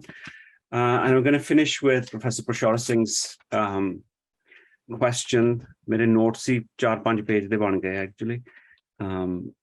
So pehla main third question toda ne actually second question toda answer karunga first. No, actually it's the first one. You asked about the skeptical historian. How can they have access to understanding concepts like akal or sacred time? How can ordinary people have access to this? For ordinary people, it's simple. Already practice kar rahe hai. So je tusi ye dekh lo pi aam banda jehda ਇਹ concept ਦਾ ਮਤਲਬ ਕੀ ਹੈ? ਅਕਾਲ, sovereign violence, it's basically self-surrender. ਨਿਮਰਤਾ ਆਪਣੇ life ਦੇ ਵਿੱਚ ਪਾਣੀ, ਠੀਕ ਹੈ ਨਾ. ਹਿਊਮਿਲਿਟੀ ਦੀ ਸਿਰਫ ਅਪਣਾਣੀ ਨਹੀਂ, ਪਰ ਇਨੈਕਟ ਕਰਨੀ. ਆਮ ਬੰਦਾ is doing this all the time, practice ਦੇ ਰਾਹੀਂ, and through other means as well. I think the problem is the skeptical historian who is stuck. I think the skeptical historian will have to undergo a mental crisis. ਉਹਨੂੰ ਆਪਣਾ world sphere of ਕੈਲੋਪੀ consciousness ਆ, ਉਹਨੂੰ break ਕਰਨੀ ਪਊਗੀ. ਕਰ ਸਕਦੇ ਆ, ਨਹੀਂ ਕਰ ਸਕਦੇ, ਇਹ ਮੈਨੂੰ ਪਤਾ, ਪਰ ਪ੍ਰੋਬਲਮ ਸਕੈਪਟਿਸਿਜ਼ਮ ਦੀ ਹੈ. ਸਕੈਪਟਿਸਿਜ਼ਮ ਇਜ਼ ਦੀ ਇਸ਼ੂ. ਇਹ ਮੇਰੀ ਤੇ ਮਕਲਾਉਡ ਦੀ ਤੁਹਾਨੂੰ ਯਾਦ ਹੋਊਗਾ, ਇਹ ਬੜੀ ਲੰਬੀ ਦੂਜੀ ਚੱਲ ਰਹੀ ਆ. ਮੈਂ ਸਕੈਪਟਿਸਿਜ਼ਮ ਦੇ ਬੇਸਿਸ ਨੂੰ ਹੀ ਚੈਲੰਜ ਕੀਤਾ ਸੀਗਾ. So it's a very good question, and I think it's a question that ਅਸੀਂ ਕਲਾਸ ਦੇ ਵਿੱਚ always discuss ਕਰਦੇ ਹੁੰਦੇ ਆ, you know. So thank you for that. The translation of a Akal Purkh, there's no one translation. Even jehda theological translation we have, a timeless one or just God, ਉਹ ਵੀ correct ਹੈ ਆਪਣੀ way ਦੇ ਵਿੱਚ, ਕੋਈ issue ਨਹੀਂ ਹੈਗਾ ਇਹਦੇ ਨਾਲ. ਪਰ ਸਾਨੂੰ different translations ਦੀ ਵੀ ਲੋੜ ਹੈਗੀ ਹੈ, ਜਿੱਦਾਂ ਇਹਨੂੰ ਤੁਸੀਂ creative agency ਵੀ ਕਹਿ ਸਕਦੇ ਆ. ਪੁਰਖ ਦਾ ਮਤਲਬ agency, spirit ਦੇ ਤੌਰ ਤੇ, ਠੀਕ ਹੈ ਨਾ, ਲੈ ਸਕਦੇ ਆ. So it's an agency which moves in time and outside of time. ਇਹ ਰੱਬ ਦਾ ਰੂਪ ਹੀ ਕਹਿ ਲਓ ਤੁਸੀਂ, ਠੀਕ ਹੈ ਨਾ. So it's not is one translation better than another.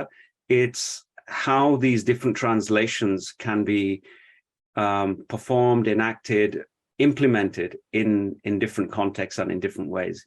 ਕਈ ਵਾਰੀ theological translation ਵੀ ਤੁਹਾਨੂੰ use ਕਰਨਾ ਪਊਗਾ, ਠੀਕ ਹੈ ਨਾ. ਕਈ ਵਾਰੀ ਦੂਸਰਾ ਜਦੋਂ ਤੁਸੀਂ ਅਪਲਾਈ ਕਰਦੇ ਆ in ਗੁਰਬਾਣੀ ਨੂੰ ਜਾਂ ਹੋਰ to the world, it changes context. And again, the problem is the Anglophone consciousness. It's the Western language system. ਉਹਨੂੰ ਤੋੜ ਮਰੋੜ ਕਰਨ ਦੀ ਲੋੜ ਹੈਗੀ ਸਾਨੂੰ, ਤੇ ਉਹ ਜੇ ਮੇਰਾ ਕੰਮ ਕੋਈ ਹੈਗਾ ਇਹਦੇ ਵਿੱਚ ਉਹ basically ਇਹਦੇ ਨਾਲ struggle karna. That's all I'm doing in essential ways. And the last question you had was about why I used Guru Amar Das Ji da tuk rather than Guru Nanak Ji da. Main Bhagat Kabir Ji di bhi use kar sakda siga. Essentially, it's the same thing, because what's happening is happening through the creation of emotive power, emotive expression, and affect, basically. The ordinary affectivity or measure nahi ho sakdi hai. ठीक है ना? Even though circumstances change हो गए, Guru Nanak to Guru Amar Das ji de time no circumstances change होए, पर ਉਹ affectivity, the spiritual experience ਦਾ ਜਿਹੜਾ level ਆ ਉਹ ਨਹੀਂ change ਹੁੰਦਾ ਹੈਗਾ, ਉਹ ਹੁਣ ਵੀ ਤੁਸੀਂ access ਕਰ ਸਕਦੇ ਆ। ਤੇ ਇਹੀ ਤਾਂ ਕਮਾਲ ਦੀ ਚੀਜ਼ ਹੈ ਗੁਰਬਾਣੀ ਬਾਰੇ ਤੇ ਸਾਡੇ ਸਿੱਖ ਸਿਸਟਮ ਬਾਰੇ, ਸਿੱਖ ਫਿਲਾਸਫੀ ਬਾਰੇ, ਵੀ ਉਹੀ ਇੰਟੈਂਸਿਟੀ ਹੈ ਜਿਹੜੀ ਐਕਸਪੀਰੀਅੰਸ ਦੀ ਐਕਸਪੀਰੀਅੰਸ ਹੋ ਸਕਦੀ, ਅਸੀਂ ਉਹਨੂੰ ਪਰਫਾਰਮ ਕਰ ਸਕਦੇ ਹਾਂ ਜੇ ਸਾਡੇ 'ਚ ਉਸ ਤਰ੍ਹਾਂ ਦੀ ਨਿਮਰਤਾ ਹੈਗੀ ਆ, ਠੀਕ ਹੈ ਨਾ, ਸੈਲਫ ਲੋਸ ਦੀ ਕੈਪੇਬਿਲਿਟੀ ਹੈਗੀ ਆ। These are huge questions. I can't answer all of them, but maybe in a written forum, this would be an excellent way of doing this. So I'm gonna quiet there and thank you to the organizers for allowing me to say this.